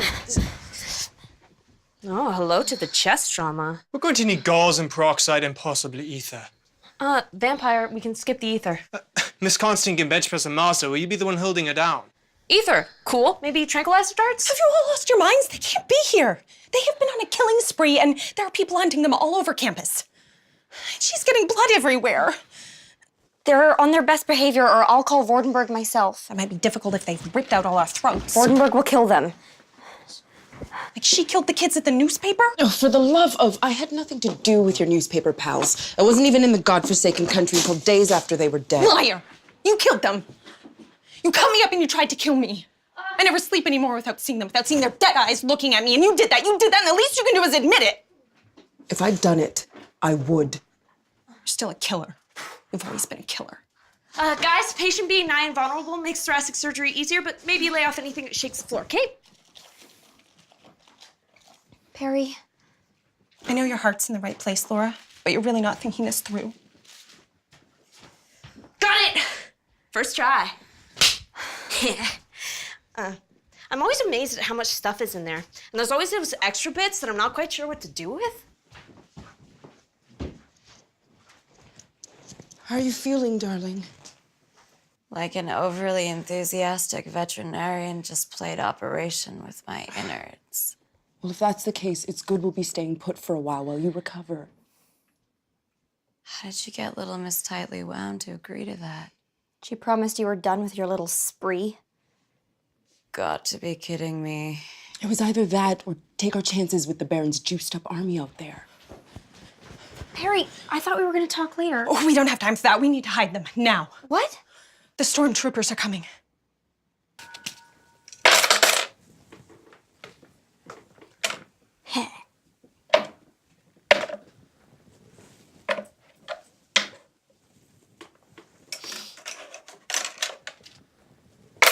Of course, they'll be thrilled to see all of you. We're just in here for board games night. Seriously? It's after 1 a.m. and you're playing a rousing game of Dusty Squares. It's the ancient game of Sekhmet. Senate. Yeah, that one. Fun for the whole family. Dude, is there blood on the throw? Well, that just must have been from when I was pickling beets earlier. We're sorry to bother you guys, but we cornered a couple vampires in the North Quad and we thought they fled this way. No, we haven't seen any vampires. Right, guys? No vampires here. Well, all right, then I guess we'll just keep looking. Are you seriously gonna let them get away with that? Get away with what? Pickled beets? Game night? Laura's my friend. If she says they aren't here, they aren't here. Yeah, I've heard plenty about how friendly you two are. Way uncool, bro. I know you've got your jock in a bunch because you're taking my orders, but you do not want to go there, muscle mouth. How about you start canvassing the next building over? We don't want the trail to get cold. Theo. Dude, D-Bear just gave us an order. Wilson, this hopeless crush of yours is really starting to annoy. Mel, how about you go with them? Make sure they don't cause any trouble. You know, I can't believe you lost the election and I wound up taking orders from you anyway. Yeah, well, life's cruel. Always a pleasure to see you out.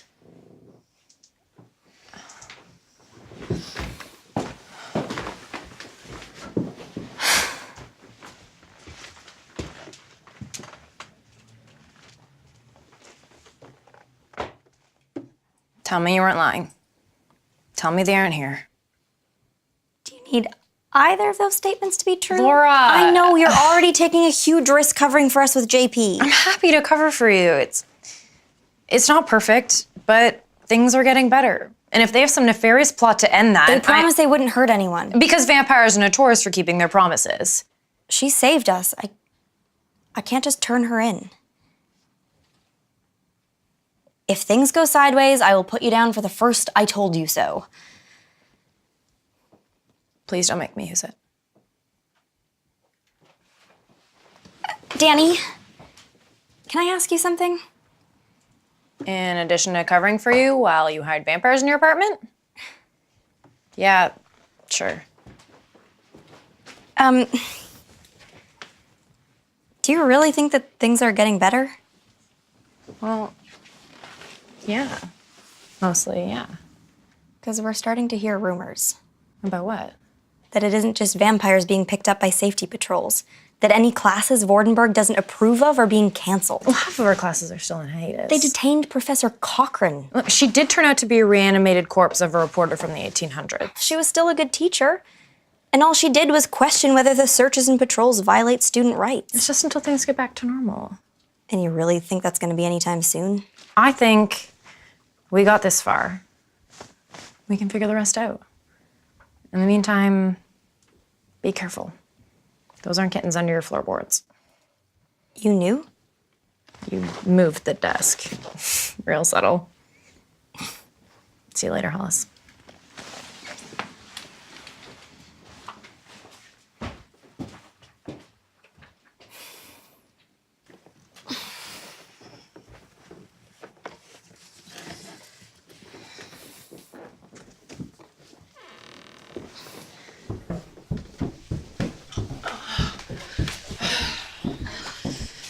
Not that we don't appreciate the hospitality, but the accommodations leave something to be desired. Really, you aren't right at home with the creepy crawlies? We need to find somewhere else to hole up. It's only a matter of time before Xena drops the dime on us. No, there's no way that Danny would be okay with something like that. And there are patrols all over the campus. You should just stay here. Look, you really don't have to do that, Cream Puff. Joy. Back with more recriminations. What the? Back with holy water. I am done being afraid of you. You're gonna confess what you did or you're gonna die. Screaming. Say it. Say you killed him. Say you cut me up. Say you tried to kill me. Oh, I'm about to. Laura might be dumb enough to trust you, but I'm not. I know what you are. You are a poison. Perry, stop it! Reaching into our dreams, our minds, but I am not gonna let you. I am going to burn you away. Perry! No killing! You promised! You missed the part where Dorothy just tried to melt me. She's just terrified that you're gonna try and kill her again.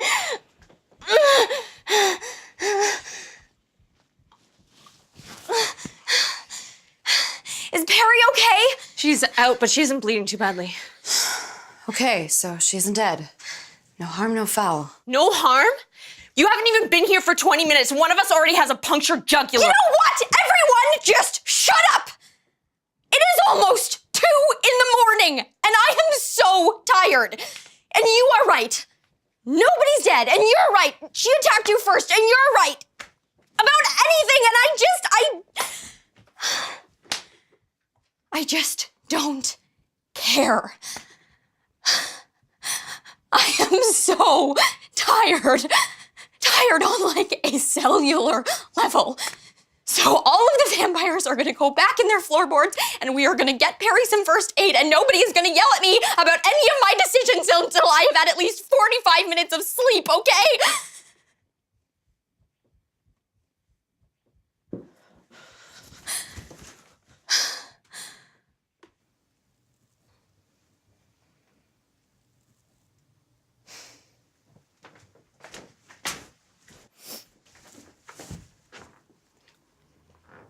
Hey. Didn't think you'd still be up. Oh, Mattie's in a mood. Mood means ranting. I didn't feel like being a literal captive audience. Ah. How's Betty Crocker? Alive. Not that you care. Not that I care. So why me then? What? You don't care if Perry lives or dies, but you keep saving me. From your mother, from your sister, from yourself. She's a college girl in over her head that you've barely met. What makes her any different than I am? What makes any person sacred to another? Yeah, I felt really sacred when you were leaving discarded blood bags all over the apartment. I know it isn't pretty, but that's part of it too. She isn't mine. You are. To annoy or not, to love or not, to save or not. Carm, you can't just... I know. You don't want any possessive vampire crap. You want reasons. the trail of thoughts and justifications that you can follow back to somewhere safe. You want the kind of love that clicks, like a key into a lock. But I don't have any of that to give you. All I know is that in more than a century, you're the only person I ever found worth saving. You and no one else.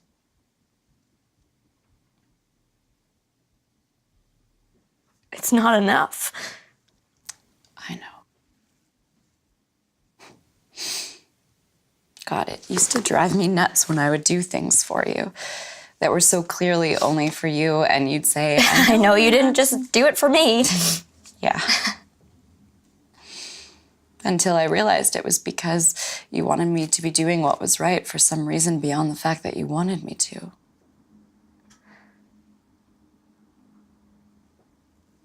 I don't know what you want me to say, Carm. I wish I could say that it doesn't matter, but it does.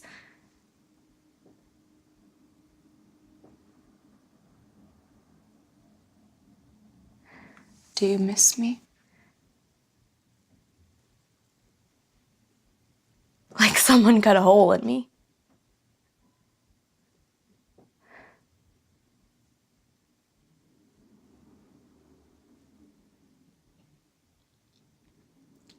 Good night, Carm. Good night.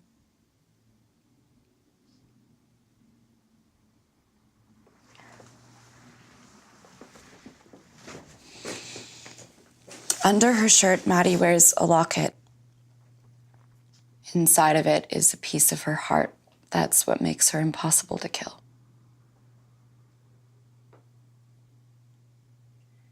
If she ever tries to kill you again, take the locket and crush what's inside.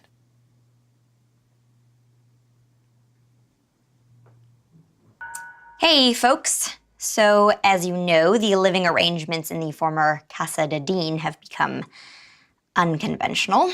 I am starting to feel like the host of Planet Earth, the vampires.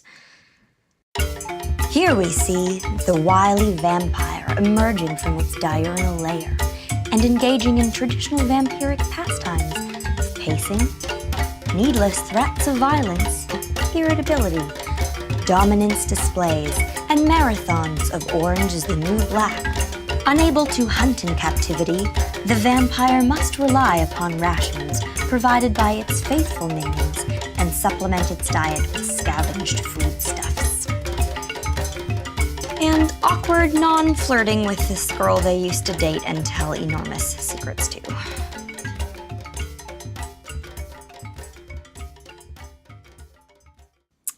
The colossal awkwardness aside, things are actually going pretty well. With Mattie and JP and Carm stuck here, the vampire attacks are down and most of the classes are up and running again. Though you don't get to go if you aren't 100% human, and most of the curriculum has been aggressively edited. Shut up!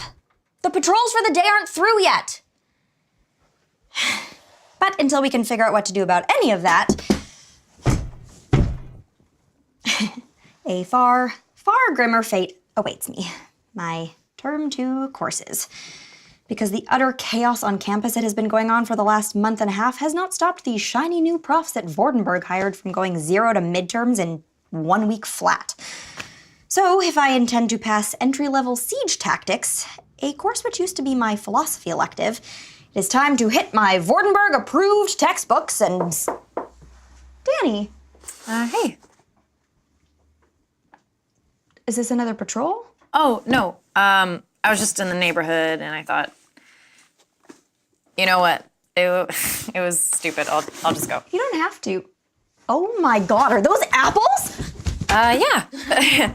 We got in a shipment of them. I know how hard it's been to find anything fresh since the earthquakes. I'll take that as a sign you like them. Thanks. I think I can actually taste the vitamins. You know, when I was a kid, I used to dream about eating nothing but chips and candy all day. Let me tell you, the disaster-era junk food diet has ruined that dream for me. Oh no, I can get more. It's okay. You know, as much as I love being comforted with apples, is there another reason that you came by? I don't really have anywhere else to go. Ever since I ruined the festival, the summers haven't really wanted me around. If I crash with the Zetas, it's only a matter of time until I break Kirsch's heart or someone's fingers. And no one seems to care about what Herr Baron is up to. Why are you studying catapult mechanics? Apparently the trebuchet has more serious implications for modern thought than Hegel. Where did he find these profs? I don't know. This one lady used to be a Stasi, I think. Is that better or worse than him recruiting mountain villagers to help patrol?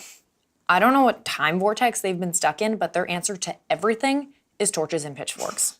Is that person maybe a vampire? Torches and pitchforks. Did that boy try to steal a bicycle? Torches and pitchforks. Did the cafeteria run out of pie? Quiet disappointment. Oh no, wait.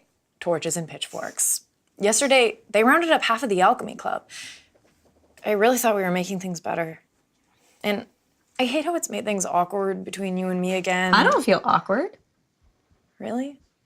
You stood up for what you thought was right. You thought that was gonna make me like you less? Well, when you put it that way.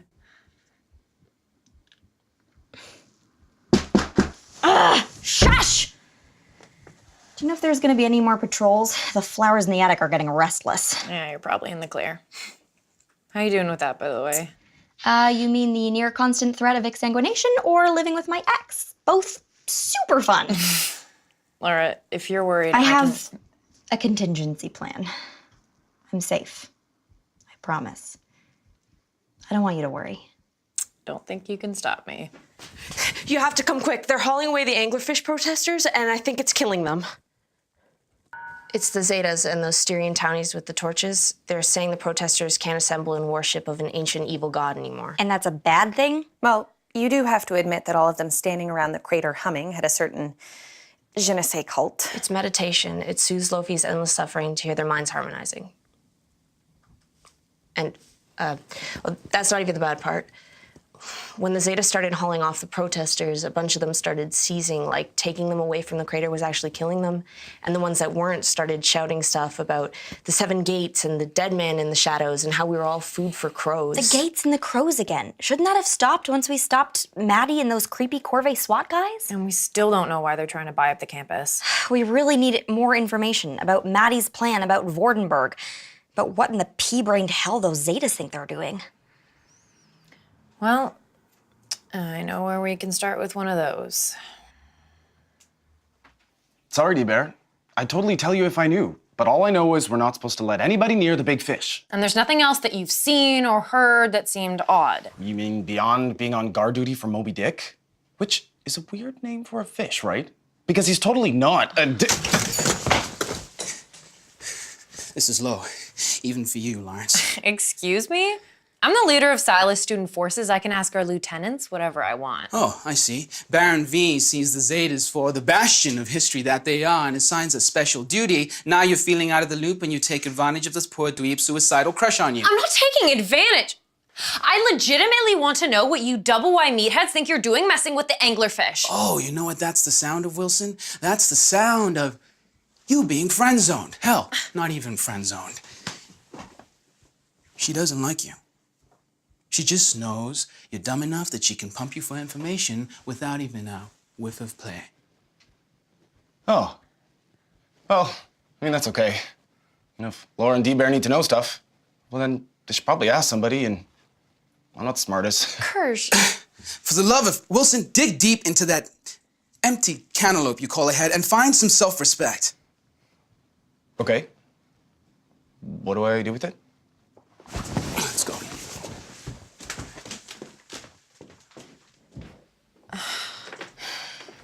Crap.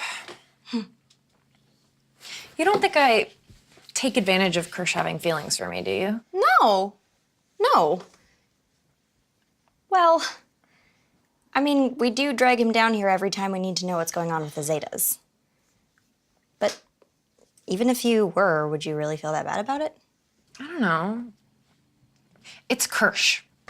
It'd be like being cruel to a golden retriever. We still need to figure out what's happening down in the crater. Yeah, the Zetas are a bust. So you know who that leaves. Boy, do I. All right, you know the drill. Give up the goods on the anglerfish and we hand over the tasty oneg. Be positive. Be positive. I would like to strenuously object to my inclusion in this interrogation. Sorry, Jeep, but you're gonna have to wait, because if we hand you the plasma, you'll give it to Cougar Town over there. That's probably accurate, but I'm quite alarmingly hungry. We all are Encyclopedia Brown. Doesn't change the fact that we still don't know what the old Kook, who you ladies made board chair, if I recall, is planning. Honestly, I'd be surprised if you remembered any plan more recent than the charge of the Light Brigade. But you had those Corvée guides drilling in the hole. You have to know something. I hate to be a bother, but the situation's becoming rather urgent. Carmilla? Oh, sorry, just flashing back to the last time you ineffectively tried to starve information out Maybe of if me. there could be just a little something. That was different. How? Yeah, how? You're still withholding information that might save lives. What are you gonna do, Agent Orange? Tie me up again? Off! Bad nerd! Come here, bookworm! Oh God, I'm so sorry. That's gonna be a little more believable when you aren't licking your fingers. This, for future reference, is why you don't starve vampires. We need to know what she knows, and killing her is impossible, and I certainly don't know any differently. Are you really that excited to know what Vordy's up to by having him spring it on us fully formed? She has a point, Mattie. God, you're predictable. It's embarrassing. Your master plan is hiding under the floorboards like a vampiric Boo Radley, and I'm embarrassing. Who knows what he's up to? I've never met a Vordenberg with a plan. The whole family's one unbroken chain of doddering fools. Well, at least you can tell us what you and the Corvée were up to. No, I can't. Mattie, just tell her. I really can't. My instructions were if anything happened to Mother, I was to return and facilitate the transfer of the campus to Corvée. And since Mother's dead, I can't exactly get clarification now, can I? Well, why would Mother want to sell the campus to some company? Corvée isn't just some company. They're huge and incredibly powerful. They hire 1,000-year-old vampires as consultants. They acquire maimed demigods. Honestly, I was shocked when they backed off when Vordenberg got elected. Maybe they didn't. They made a deal with one board member. Why wouldn't they do it again? No way that old fanatic makes a deal with an organization like Corvée. Well, what could he do without them? The only things in that crater are an angry deep one and a soul-eating sword you dropped. So he raises a weapon he can't use or pulls up an angry deep one.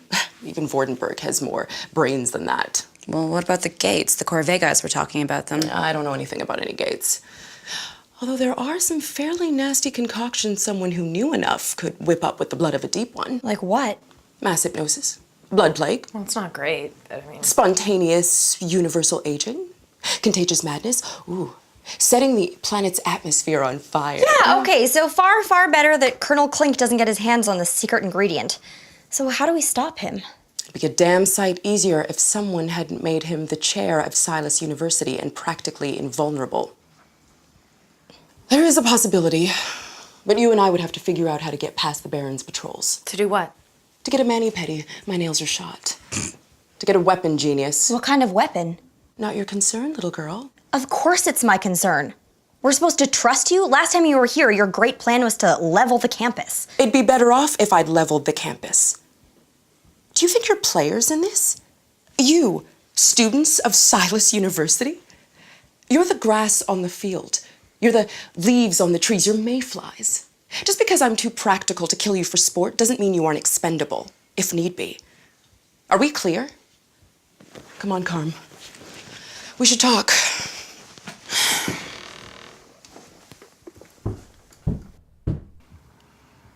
We can't trust her, can we? We don't have a choice. Although her "all your lives are expendable" speech doesn't exactly fill one with confidence. Danny, I need to tell you something. Something that I am not supposed to know. Something very, very secret. And I need you to promise not to tell anyone or use it unless you absolutely have to. Of course. Of course I promise. Okay. Underneath Laura, at the webcam. Oh. Right. Your vampire is incapable of telling the truth and will proffer deceit at every opportunity. I have lupus, they will say, or porphyria or rabies. Do not believe them. Remain vigilant, Silas. Well, at least if we die trying this, we won't have to keep listening to Radio Free Vordenberg. You still aren't sure? I'm not. Look, I mean, it's one thing to know we need the power in theory, but it's another to risk incinerating everything I know about myself. As though you're the same girl who died at a ball in 1698. As though I'm the same girl who lived in a grass hut by the river. Time has already changed us. Death has already changed us. And maybe who we truly are is what endures, instead of what falls away. Or who falls away. Are you really going to forego the pleasure of feeding that gas bag his own tongue? For the matchstick's chance that girl might love you? No one is feeding anyone their own anything. Not even Vordenberg. Ah, she wakes. And exactly why does Herr Baron get a pass? He's been up to no good as much as I was. We didn't kill you. That's because you couldn't. Oh, yeah? Look, I didn't kill you because that's not the world that I want to live in. In my world, you don't just kill someone to get your own way. You're a spoiled little girl. Ooh, let's be idealistic. Let's pretend the world is perfect. You know what the world is? It's a fight to the death. Either you have the power or you serve the power. If you think any other rules apply, they're blind spots that get you killed. You think you're the first person to say that? Give up, Laura. Your news broadcasts won't work. You can't find your roommate. You're not strong enough. Give up, give up, give up. I'm still here. Do you think you're special? Silas's first Nellie Bly or Lois Lane? Do you think all the girls before you died because they weren't as smart or as brave? The only difference between you and a long line of dead girls is the fact Mercala decided to save you. What do you think happens when she decides to stop? That's her decision to make. That's right, darling. You have a choice to make.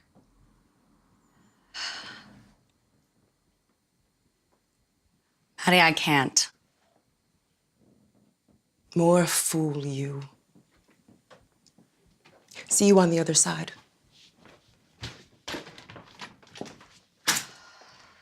What does she think she's doing?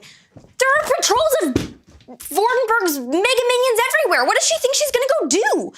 She's going down to the crater to drink the blood of the old one.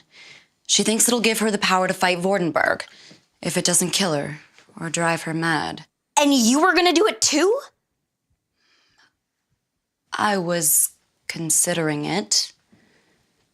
But I wasn't sure if I wanted to be transfigured into an avatar for primeval forces of death and pain.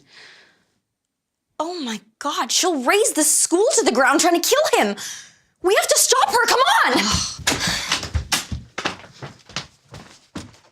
We have to stop Mattie before she reaches the crater. Danny and Laugh and I don't have to dodge patrol, so we'll head overland. Carmen and JP will get as far as they can through the Dean's tunnels, and Perry, you stay here in case she comes back. I'm still not seeing the problem with letting her die. I'm still not seeing the downside in letting her kill Vordenberg. Because it's like putting out a house fire with a nuclear bomb. So let's find her fast, okay? Danny, can I talk to you for a moment? About Laura? Yeah, sure. What's going on? You know what's going on.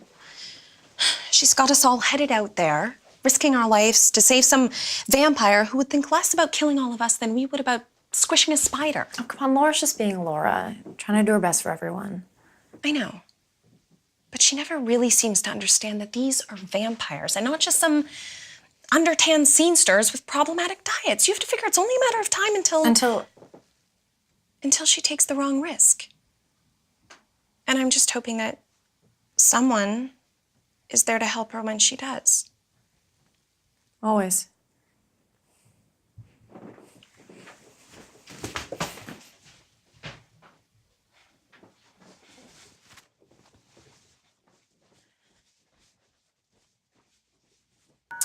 So the good news is that Mattie doesn't seem to have made it down to the crater and gone all Super Saiyan. The bad news is that we have no idea where she is. So come nightfall, it is anybody's game. I can't believe there's no sign of her anywhere. Hey, Laura. And hey, Danny. I got news. They just marched the little alchemy club kids into the crater and, can I ask you something? Is it more important than the evil plot? Well, no, but last time I was here, Theo said some stuff, and I was just wondering, am I in the friend zone? Kirsch, are you seriously asking me this? Fine. Fine, if that's the only way that you can think of women, then yes, you have been friend-zoned.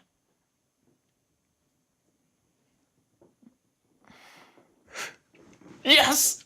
I'm in the friend zone. What? I have made it into the friend zone. Are you happy about this? Of course I am. I mean, yeah, I totally want more because, you're super smart and way tough and smoking hot, but, I get it. You're just not into me that way. And, even if you don't like me the way I like you, I still think you're awesome. You're like the Joan of Arc of us. Why wouldn't it be awesome to be your friend? Kirsch, that's really sweet. Oh, I am all up in your friend zone. Please, never say that again. Okay, now, what did you need to tell Laura? Oh, right. The Corvée SWAT dudes are building this machine that looks like one of those dangly planet things had babies with a magnifying glass. They're gonna kill Moby's dick. So Vordenberg kills the fish. Why would that be bad? Well, I don't know if I'm okay with Lofi suffering. By which I mean I can study it dead. I don't think it's that simple. Come on! Angry Sumerian demigod! Do you remember how effective our last attempt to kill it was? So Vordenberg tries and fails. I'm still not seeing the downside. It gets loose and eats Europe? Or worse, he succeeds and its death throes drive everyone for 1,000 miles insane. Maybe it rips a hole in the fabric of reality. Or maybe it hypothesizes into something far worse than we've ever seen. There's a reason Mattie decided our best bet is to just bury it alive. Just for once it would be nice to get good news for a change, like an accidental delivery of puppies, instead of fish murder and possible super vampires. What are we gonna do? I don't think we have a choice. We can't risk him killing it. How do we stop him? Our best bros are on duty 24/7. Well, there are still a few Summers who trust me enough to help. I'll gather them up. If Kirsch can distract them with more of that weird fish spear, we'll sneak into the crater, sabotage the machine, and save Lofi. Just after 3 a.m.? Sounds like the only plan that we've got.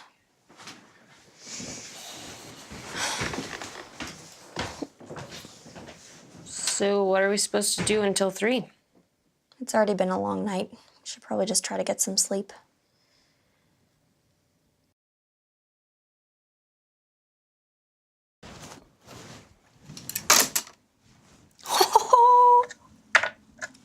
Boom. You can't do that. You can't do that. Yes, I can. I rolled a 4.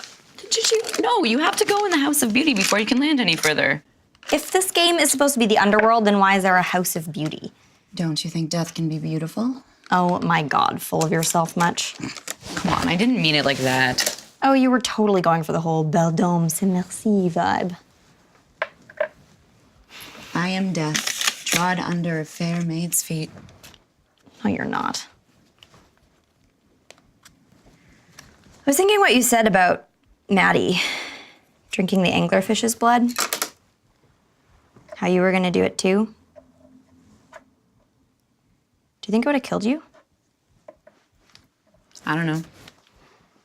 Would you care? How can you say that? Do you think I hid you here after everything because I don't care? Because the thought of something happening to you doesn't make me feel like I can't breathe?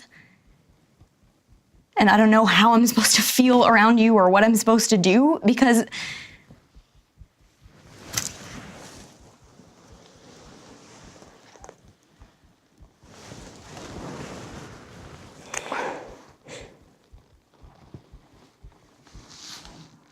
I can't. Why not? Because right now I'm really hoping that this means that you're gonna change. You kiss me and it cracks me open and all of my stupid, messy hopes come tumbling out in maybes and somedays, and how is that fair? Well, who the hell cares about fair? I do.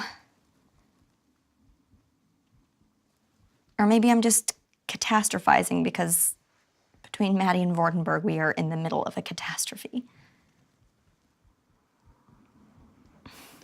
Maybe after everything settles down, we can talk. If we survive. If we survive.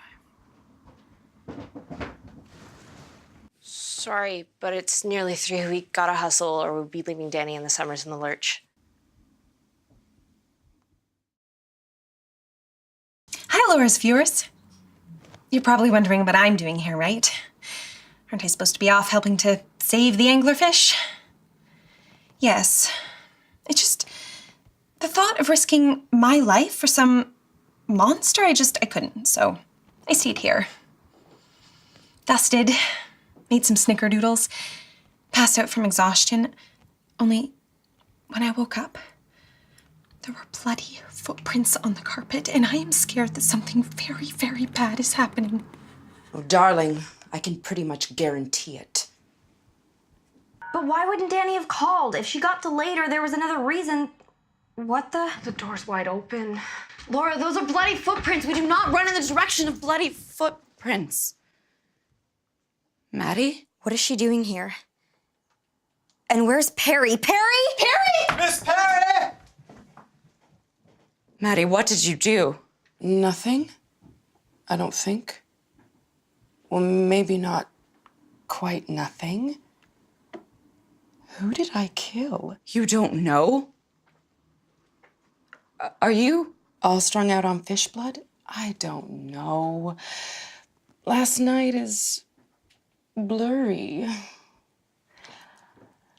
Oh, I'd be hoping it was Vordenberg, but there's no way the old man would bleed out that much. She isn't anywhere. What did you do to her? What did you do? I don't know. I can't remember. Oh, that's awfully convenient, coming from the vampire covered in blood.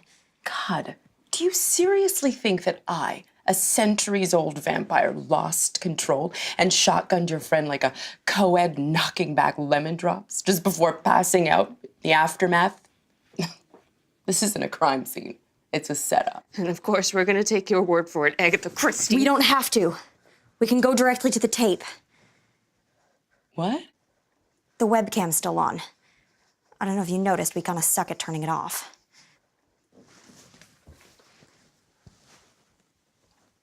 Are you gonna kill me? I don't know. I haven't decided. It's been a weird night. Where did all the blood come from?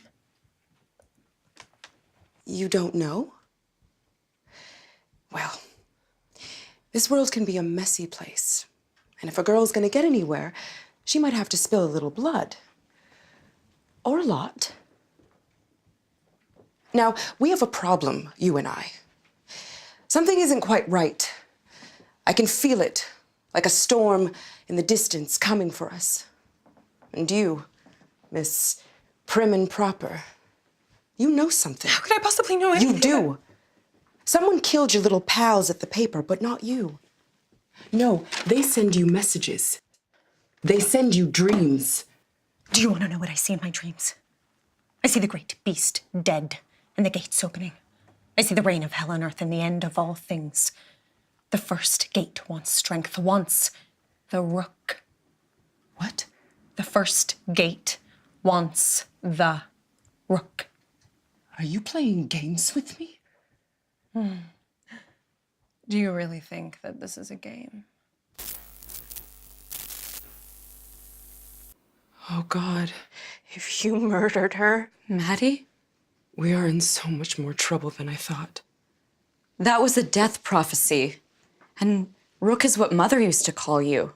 I did recall. Are you really telling me that Susie Homemaker started spouting a death prophecy and you just what? Packed her bags and sent her on her dream vacation? I don't remember. And even if I did, what does it matter? We have bigger problems. That wasn't just a death prophecy, sis. That was doomsday talk. The end of all things. I don't know about you, but I don't really look forward to returning to the primordial abyss without form. I don't really like being more than a 4-hour flight from Paris. We've wasted enough time. We need to get the situation under control. Control, I quite agree. We can't have vampires running around murdering students. This isn't the Balkans, after all. And I have to say, I am heartily ashamed of you, Miss Hollis, harboring these dangerous creatures and putting all our lives at risk. Danny, how could you? She killed them. The girls. The sisters who are gonna help us destroy the machine. 8 of them. We were supposed to meet in that little grove across from the crater on the North Quad, but when I got there, they were dead. All of them. Just laying there with their throats ripped out. I'm sorry, Laura, but somebody has to stop her. I made a deal. Tell him where they were hiding, and he'll stop with his plan to kill the anglerfish, with the safety patrols, with all of it. You little fool. Oh, no, Miss Belmonde. Don't you think sour grapes are beneath you? We Vordenbergs tolerated your high-handed edicts on the board with good grace. Like the staunch Roman senators. Oh, for the love of God, shut up. I'd rather have my toenails pulled out with rusty pliers than hear you speak. The great adventurer, the great warrior, the great lover. As if you've done anything but spend your family's money on wine. Yes. Perhaps I do embroider from time to time. Or sometimes the truth is insufficient to the needs of one's soul. Life is full of humdrum humiliations, battles lost, lovers who disappoint. Why not imagine it better? Why not tell a story if it helps you believe that just beyond the horizon there might be some great adventure, some chance to be the man you've always wanted to be Baron Vordenberg, vampire hunter, chair of the board of Silas University, God Slayer. What? And there it is, kids. Oh, no need to mock. In mere minutes, I will have achieved something that neither the board nor your exquisitely malevolent mother ever managed. I'm going to slay the great beast of Silas. But you promised. You said you were going to go through with it. Ah, yes, well, you see, I was fibbing. But you can't... Is this actually surprising to you? His official title is Lügenbaron. It literally means Baron of Lies. You can't. We don't know what might happen. Can anyone else hear that? Yeah. I think I can. It's like, By now, the heroic citizen soldiers of Covey have the great machine in place. And when the sun is at its zenith... Pathetic creatures! Do you think you can kill what has risen from the deep? We should have crushed your crawling bodies. We should have burned your minds. Young persons, it is hardly polite to interrupt a public official when he is If we die, the gate will open. You will die in blood and fire.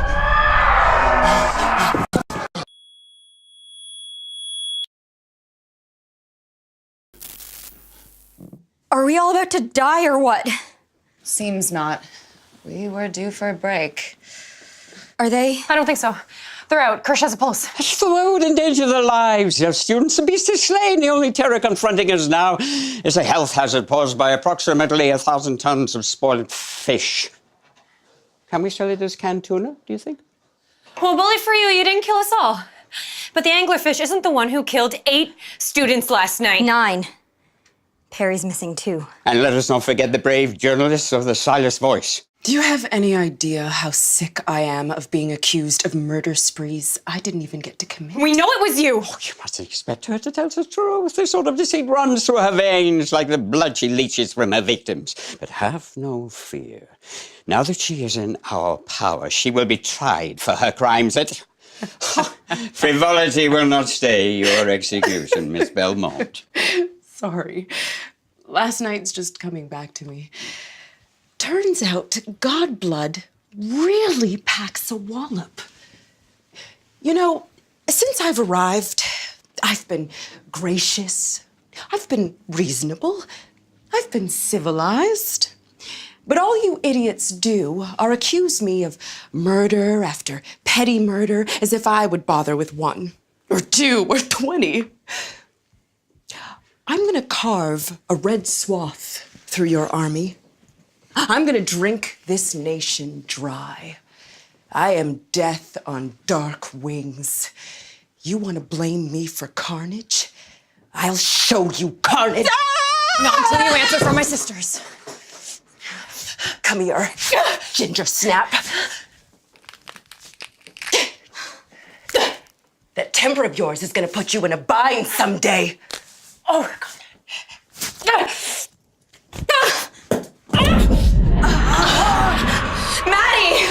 And of course, a reminder for any students looking to join the Anglerfish Preservation Society, don't. We're still not sure some form of mind control isn't at play. Which means you have no control over your actions anyways. So if you're down by the Lustig crater, humming and swaying in unison, don't beat yourself up about it. Good night, and good luck, Silas University. Was that... Did you just make a joke?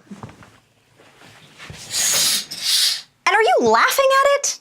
If you can't make a joke about a giant evil fish god, then you don't understand comedy. Oh, Gidget.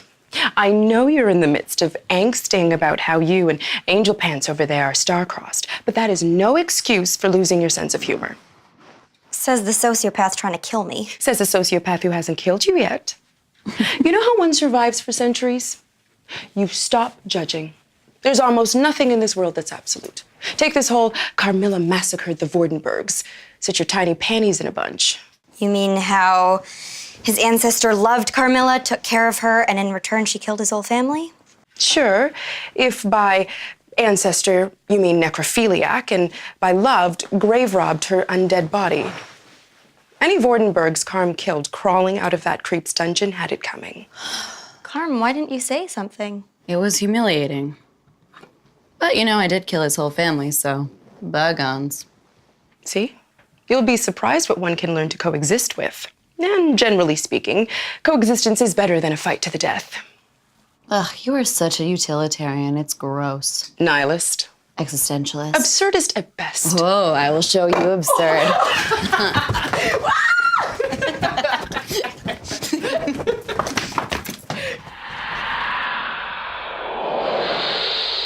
Mattie!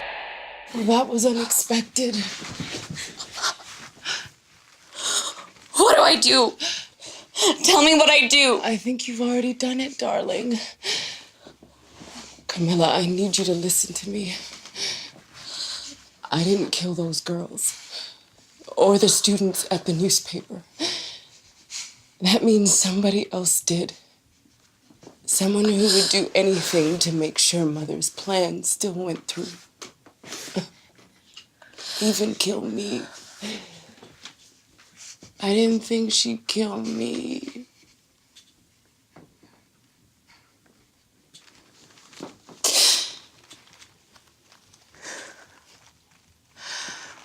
Run. What? Run.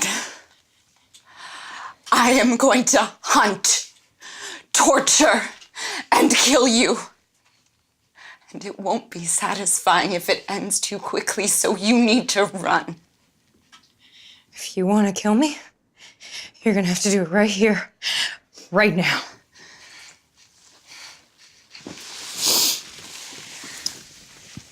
Fine. No! Laura, get out of the way. No, it's not her fault! Get out of the way! No, Mattie was gonna kill her, she had to! Get out of the way! I'm the one who told her how to do it! And you know it. You know it's my fault.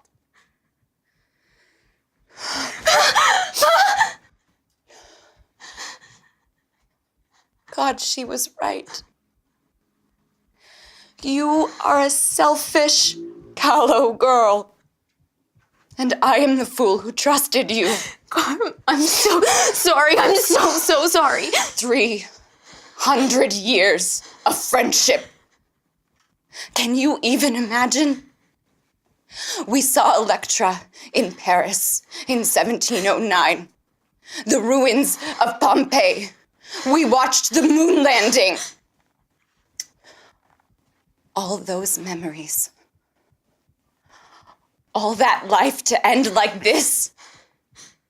For what? For you?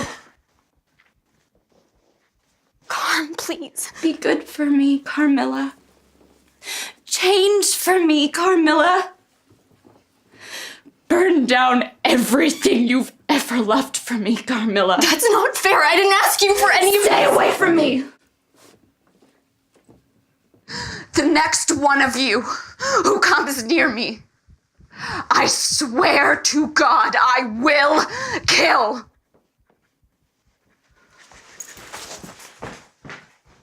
What did I do? Oh, well, he killed Mattie and flipped Carmilla to the dark side. Sorry. Having a dying god in your brain kind of messes up your sense of tact. She's never gonna forgive me. Hi, guys. Pear! Pear, you're alive! Where have you been? I don't know. One minute I was here, baking, and then I woke up on the north side of campus by the quad. I tried to get back sooner, but there are more mobs on campus than usual today. What'd I miss? Oh my God! Oh my God. Oh my God. Oh yeah, we are epically screwed. You dudes are never gonna believe this, but I think I just saw Will in the hallway. Funny story, actually. Students of Silas, I have struck 2 great blows for our safety and liberty today, having slain the great beast of Silas and rooted out the lair of the vampiresses Belmonde and Constine. Silas's valiant troops rally for an assault on the villainous Dean's citadel, where we will capture and put to the sword these traitorous accomplices. Okay, so just to make sure I have this straight, the Baron and his goons are coming to kill us. Carmilla's gone, we have no weapons and nowhere to run. I'm also thinking you've got some serious PTSD, or maybe that's me. We don't have time for crazy right now. So less disturbing lack of emotional affect and more finding things wide enough to nail across the door frames. Chop, chop!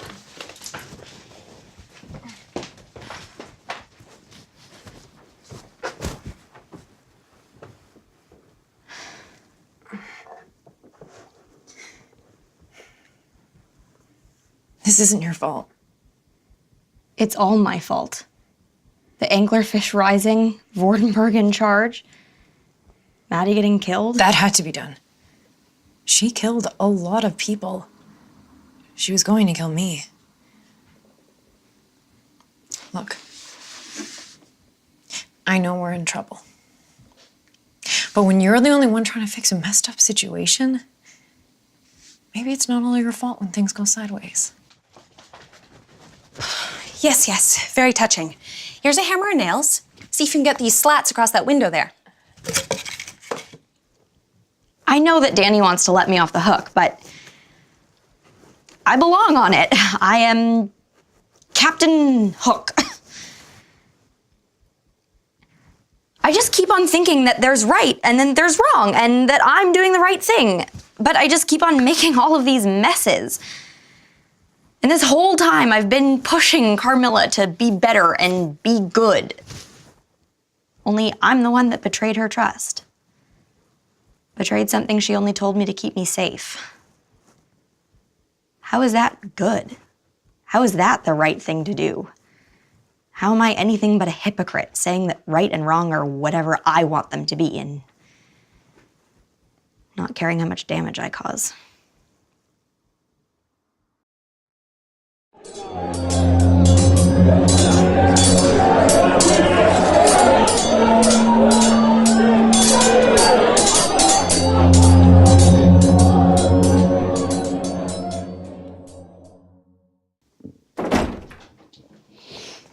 Carm?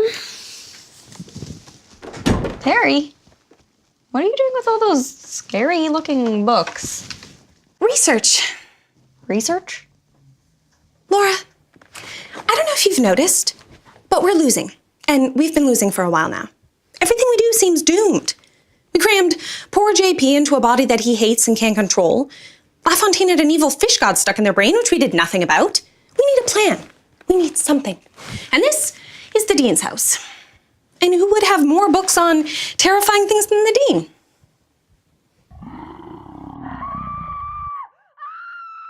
What the... is that? Wow. It is a really big black cat. Why do you think it's headed for the anglerfish crater? Carmilla. What does she think she's doing? The technical term is mauling. She's headed for the crater. She's gonna drink the god's blood. No, she's not gonna make it. Look, they're driving her back. She will make it eventually. Question is, who will she come after if she does? The Baron or us?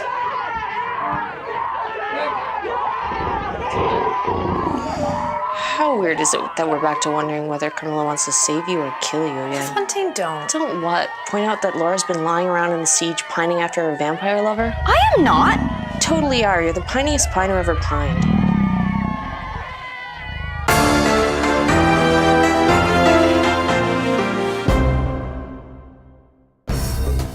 So, it has been brought to my attention that there has been some moping and lying around feeling guilty, which, even if completely justified, does not help anything.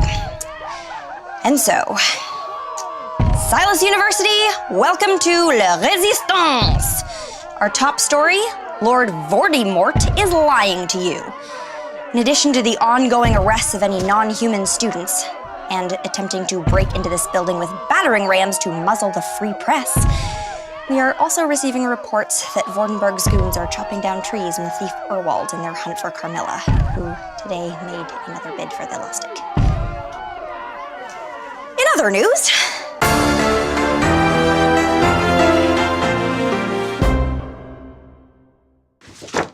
nothing. Nothing on Vordenberg, nothing on the Corvée, nothing on the Seven Gates. Except for the fact that people believe that there's an entrance to hell in southern Pennsylvania, which so does not help us in Austria. How are we supposed to come up with a plan to save ourselves with nothing? Hey, what about the minutes of the board meetings in 1904? 1904? Is in the time the campus burned down, 1904? Yeah. Well, what's in them? Roll call. Belmonde, the Baron's dad, the Hastermenschen, who seemed to be some kind of evil monks, that owl lady doing her prescient and unnerving shtick, Vordenberg Sr. talking about a fishing trip. Here, it looks like some students noticed the patterning of missing girls and rioted. I wonder if JP remembers that. Jeep was still trapped in the library catalog, which in 1904 was handwritten. He says it was a dark time. Oh, this is interesting. It looks like the dean put forward a motion to try and kill the anglerfish. What? And the board overruled her. They didn't want to risk it. That makes no sense. The dean was down with the fish love, not all, we're gonna need a bigger boat. Well, maybe she was only sacrificing people to keep the beast asleep, because the board wouldn't let her kill it. Well, it is a little weird that the dean wanted the fish dead, and now it is dead.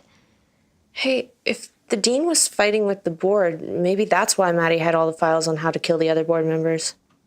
You're a genius. I'd agree, but why am I a genius today? Because somewhere in these files is a way to stop Vordenberg. Given the Baron's threats, we'd like to recommend that anyone not yet in his custody... Once again, brave students of Silas, I exhort you to ignore Fraulein Hollis and her seditious opinions, and I assure you that she too will soon be in custody. Sir, it's that giant cat again. Regardless of the felonious assaults of her feline paramour on Vordenberg forces. If you'd like to relocate... Sneak, snack, mumpets, I do not take orders from some boy. Fetch me my blunderbuss. If I shot the last saber-toothed tiger, I can damn well shoot her. We're running out of time. We need to figure out how to free the students and escape. Oh. We could do like a full-on Butch and Sundance frontal assault. Kirsch, the Bolivians killed Butch and Sundance. They just were freeze-framed in their moment of action movie glory. Did you want me to... No. Let them have it. Look, between the Zetas, the Summers, and those whack job steering villagers, we are seriously outnumbered. We need help. What about Corvée? They seemed well-staffed and ruthlessly efficient. I think throwing in with the soulless occult resource conglomerate that the dean wanted controlling the campus is literally the only thing worse than what is happening right now. Have we found anything in Mattie's files? Vordenberg's only human. The problem is that he's the chair of the Silas Board. Though there was that note about the chair receiving their power from the Silas Charter. Mattie said that too, that her power literally came from the charter. Can we use that, like destroy it? That could work, though we'd need to get the original charter, and who knows what that might do to him. Something gruesome if we're lucky. Hey, are you feeling okay? Ugh. What do you two toadies want? We need your help. Sorry, I just vomited in my mouth a little bit. Look, we made a mistake, okay? I wanted the vampires gone and the Zetas back on top, but this is bad crazy. He almost blew my head off today trying to kill Catwoman. And what do you want us to do about it? We're outnumbered by the angry villagers, but there are almost 500 students caged up in the catacombs. They don't trust us, but if you ask them, they'd fight. And then we could take back the school. We'll sneak you across the lines to the catacombs and then go rally our guys. Or you'll just grab me and take me right to Vordenberg. It's a risk for all of us. Any one of us breaks, and we're done. Look, I don't know about you, but I did not become a summer so I could serve some old man in a rabble of bullies and cowards.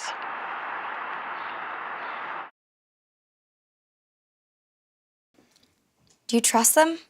No. It's still our best shot. What if it's a trap? I should go with you. If it is, I don't want them hurting anyone but me. Please don't say that. I don't think I can stand losing anyone else. You're saying that because you're scared Mattie and Carmilla are right. That the world is vast and meaningless, and the better world we want is just a naive dream, but that world is worth fighting for. So we don't get the perfect happy lives. I'm ready to suffer and die as long as it's for the right reason. The right person. Oh, Theo's giving the sign, D-Bear. It's now or never.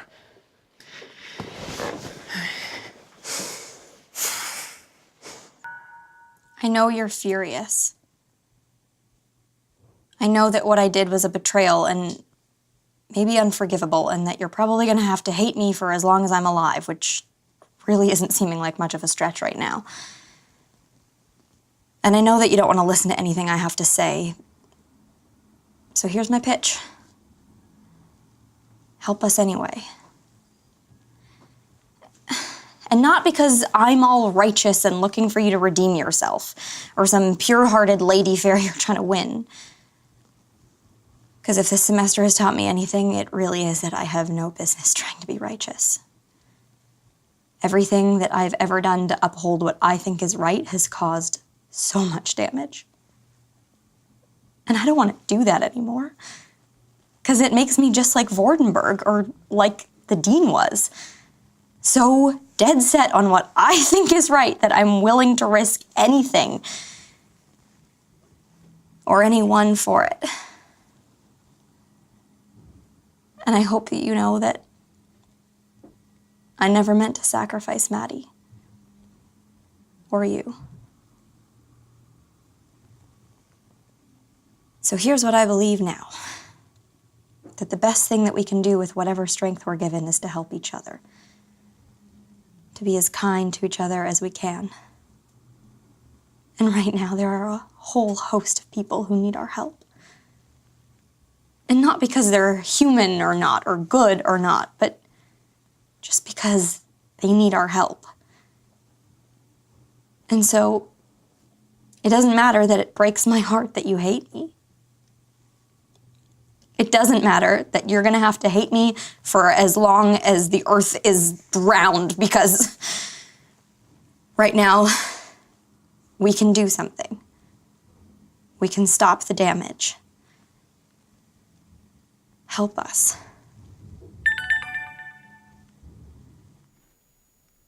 What do you want, Laura? Hey, how are you these days? Are you still all non-avatar-y and stuff? So far. 'Cause you look great, all furious and brooding and... Say, is that the library? What do you want? You heard what I said. I meant it. Please help us. You're a lunatic. You're in this mess because I am anything but a hero. I have spent the entire semester proving to you over and over that I am nobody's hero. And your answer to that is to double down and beg me to be one? Yes. Help us. You're insane. Quite possibly. Help us. Have you ever considered that maybe hero isn't one thing that one person was supposed to be by themselves? That maybe in this story, you are my hero and I'm your hero. That maybe it's all of our responsibilities to be heroes for each other. Or maybe this isn't a story, Laura. Maybe this is just life, where there are no heroes Where sometimes evil just wins. Full stop. The universe doesn't care whether you live or die. You just do or don't. Depending on whether or not you're strong enough to survive. Well, I say believing in your friends is a kind of strength. No, it really isn't. Okay.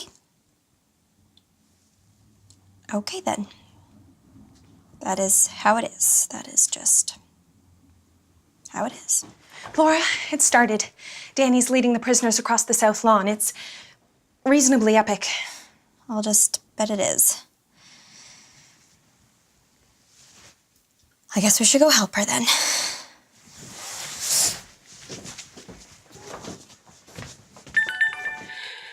Fine. God damn it, what do you want me to do? Laura? Are you still there, Laura? Sorry, dear. She doesn't want to talk to you right now.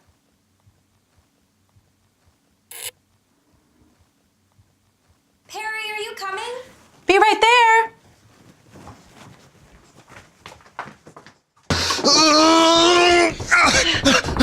Okay, just for future reference. When the enemy has pitchforks standing on a wall yelling, "Can't touch us, farmer dudes," it's not safe because they can throw them. Yeah.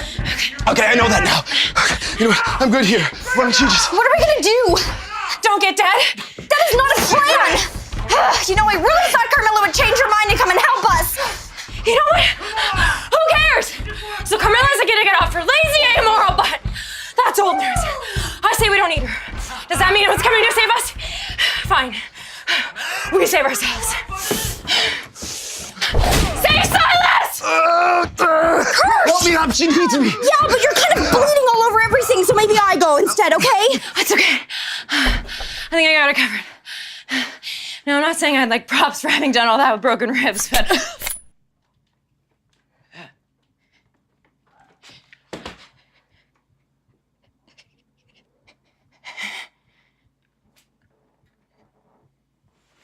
Danny? D-Bear?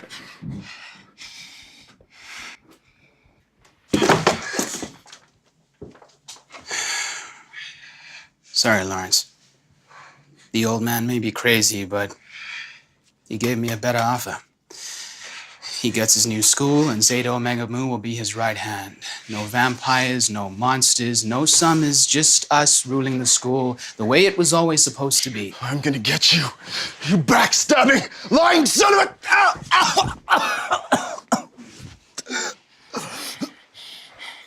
Did that little Scheistwiesel just stab me? Well, that sucks. Danny? No, Danny. It's okay. I meant what I said before. That it's worth it. And I'm not scared. Okay, you remember that. I'm not scared. I'm not scared. I'm not.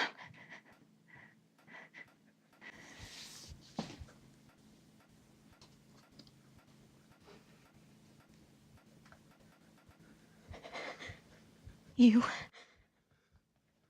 How could you? She helped you, she trusted you! Yeah, well, she should have known better. Lawrence, we need your bony ginger butt back out there. The Zetas are turning on us and... Oh, no.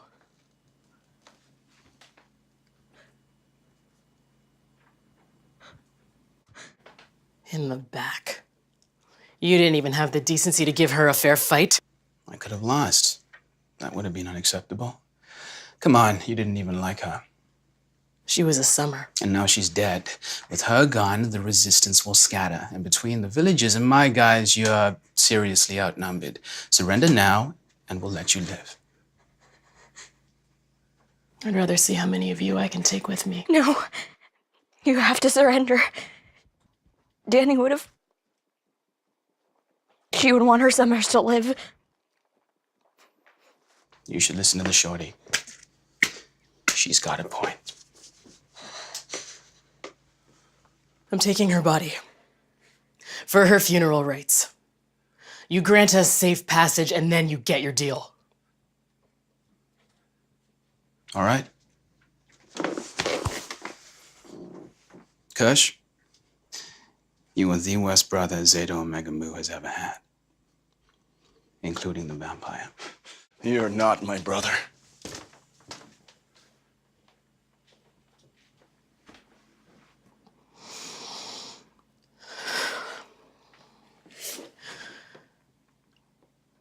It's okay. Look, I'm not pretending that I liked her, because she was a self-righteous wannabe martyr. But she was brave. And she was strong. And she was a summer. And she deserves her pyre and her songs.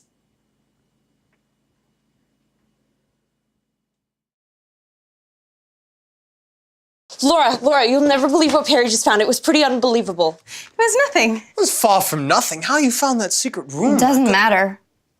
Danny's dead. It's over. We lost. God, Victory! Laura. The valiant forces of the Vordenberg Academy are sweeping the campus, driving our enemies before them. Tonight, we will celebrate with the illustrious opening ceremonies of the Vordenberg Academy. You will bear witness as I eradicate the Silas Board from the earth, and then redeem my family's honor through the public execution of the vampire who shamed us, the infamous Macalla, Countess of Constantine. Carmilla, you know. I am very much going to kill Carmilla. I'm sorry, I expected more angst on that. Let's try it again. The execution of Carmilla Constantine. We heard you. Wait, what? You begged me to come and save you. And I do, even though you blew me off by way of I blew you off. I wasn't the one who was all evil wins, Laura. It just wins. Well, guess what? You didn't come and it did. Danny's dead. What? Illustrious victims, our friends at Corvée have prepared the necessary rituals for your extermination. Have you any last word?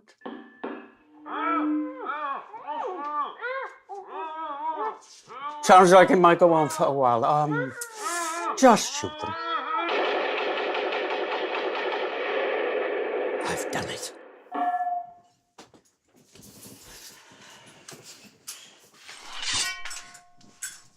Perry, this is the Silas Charter. Where did you get this? Never mind that.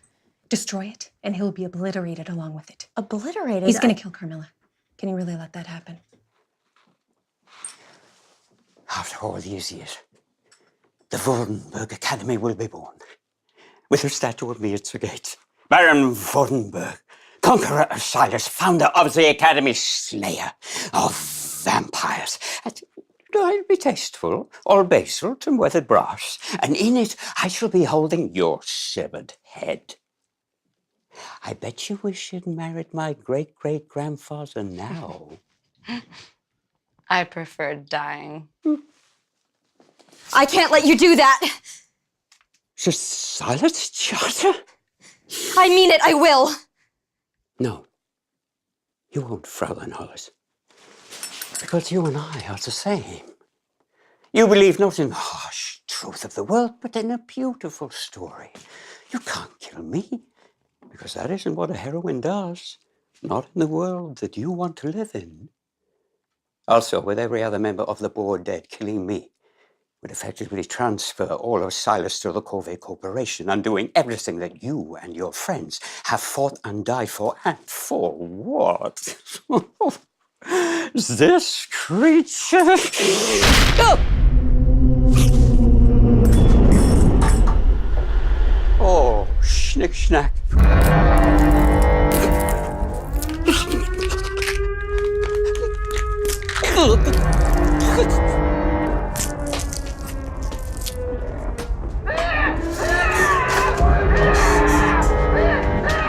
Oh my God. Tear gas. He wasn't kidding about the Corvée. They're coming fast. We gotta get out of here. Passages. Perry, where's Perry? We can't leave without her. You get to safety. I'll find her. Oh my God, what did I do? Nothing you can't spend a long life regretting somewhere else, Cupcake.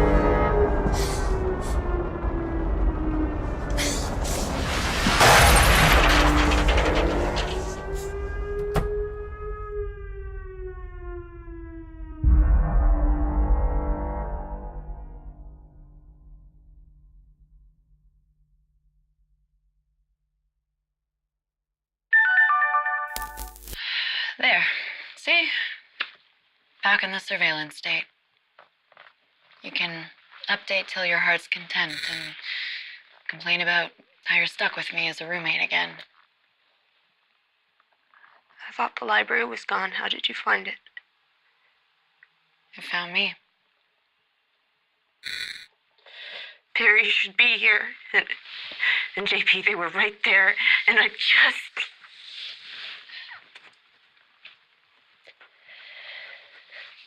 We'll think of something.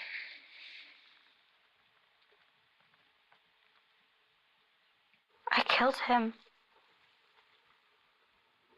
I killed him, and we lost Danny and Perry and the whole school. You did what you could. What are we gonna do now?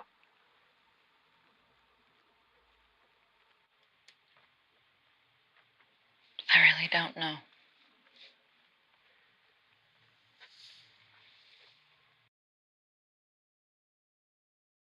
You've got to give it up to the mad scientist.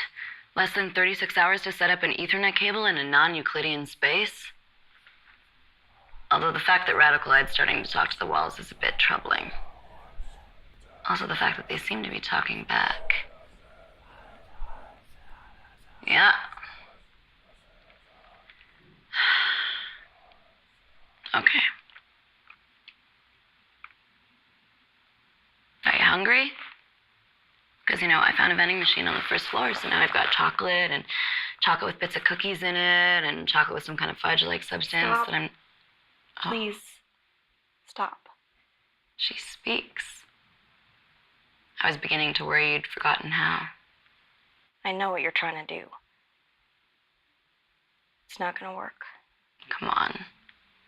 Do you really think whatever deep dark you've got going on in there is enough to scare off a vampire?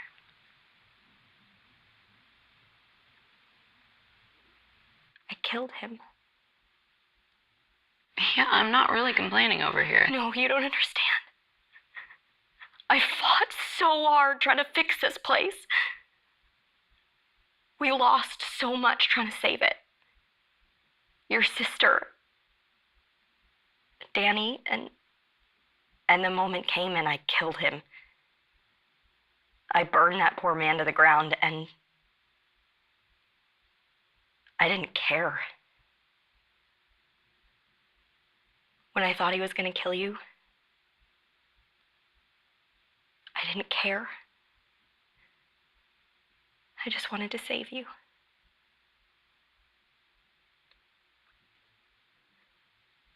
And now Perry and JB are missing, and who knows what the Corvée are gonna do to those poor students, and I lost. I lost us everything. I feel like I lost myself.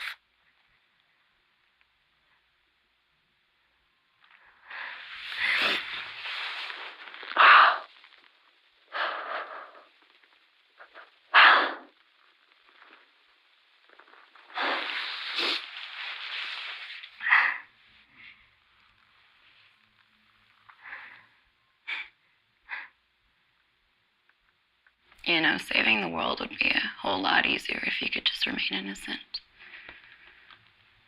If your conscience was always clear and you never made mistakes.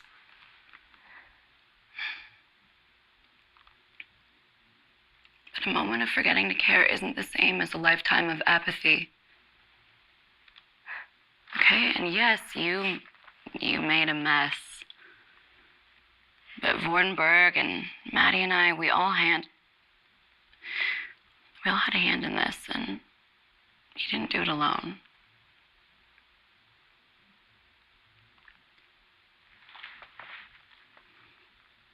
I might not always like the choices you make, or the way things turned out. But I think it would be infinitely more tragic if you let that stop you from trying. If you let it turn you into me.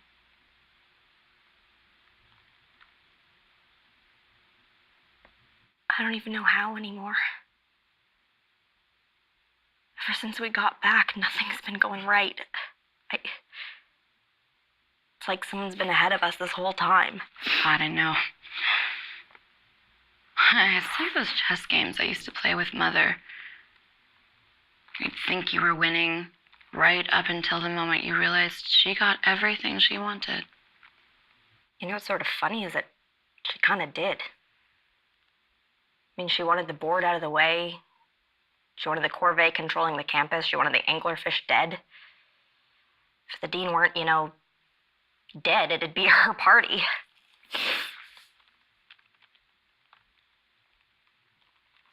But she is, though, dead. I mean, totally very dropped a boulder on her Disney villain dead, right? Right? Hello, Laura's audience. I have been thinking about what a wonderful tool these videos are to generate empathy, to show your side of the story, because I can't help but feel that there's a part of the story still missing. Could Mattie really have murdered those little journalists? The Summers? Could the Baron have done it? What if something else has been happening all along? Something that started all those nights ago when that wretched little moppet cast me into the pit, and I had to find alternative accommodations. At first, I wasn't too thrilled with Raggedy Ann here, but she grew on me. After all, who would suspect dear, darling little... In here, Kirsch! No, not on the blanket. That really is going to be unsalvageable. I did what you said. I snuck her off the pyre and I kept her body cold. And you think you can save her? Because if she's really dead... Shh. Don't fret, sweet boy. Do you want to know what the most important quality in the world is? It's patience. Wait long enough by the river's edge, and the bodies of your enemies will float by, and I have been waiting by this river for a very, very long time. Of course, when the moment comes, you also want decent help.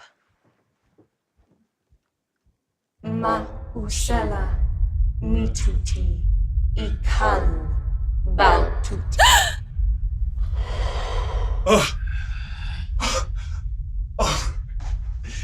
Danny! Are you okay? Because you were dead, and I just couldn't stand it.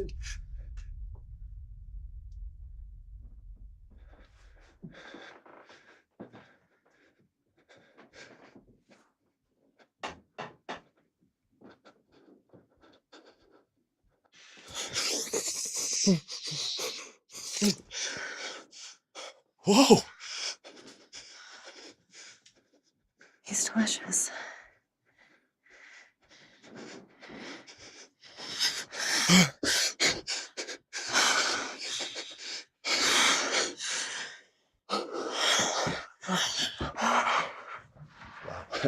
Ow, biting. Oh, biting.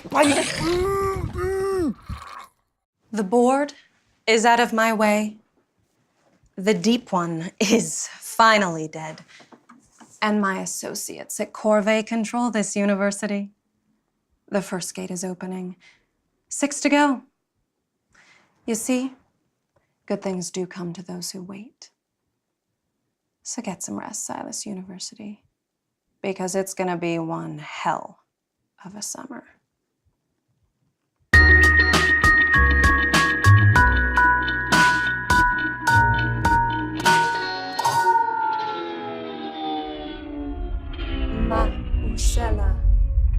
baltuti, ikalu baltuti.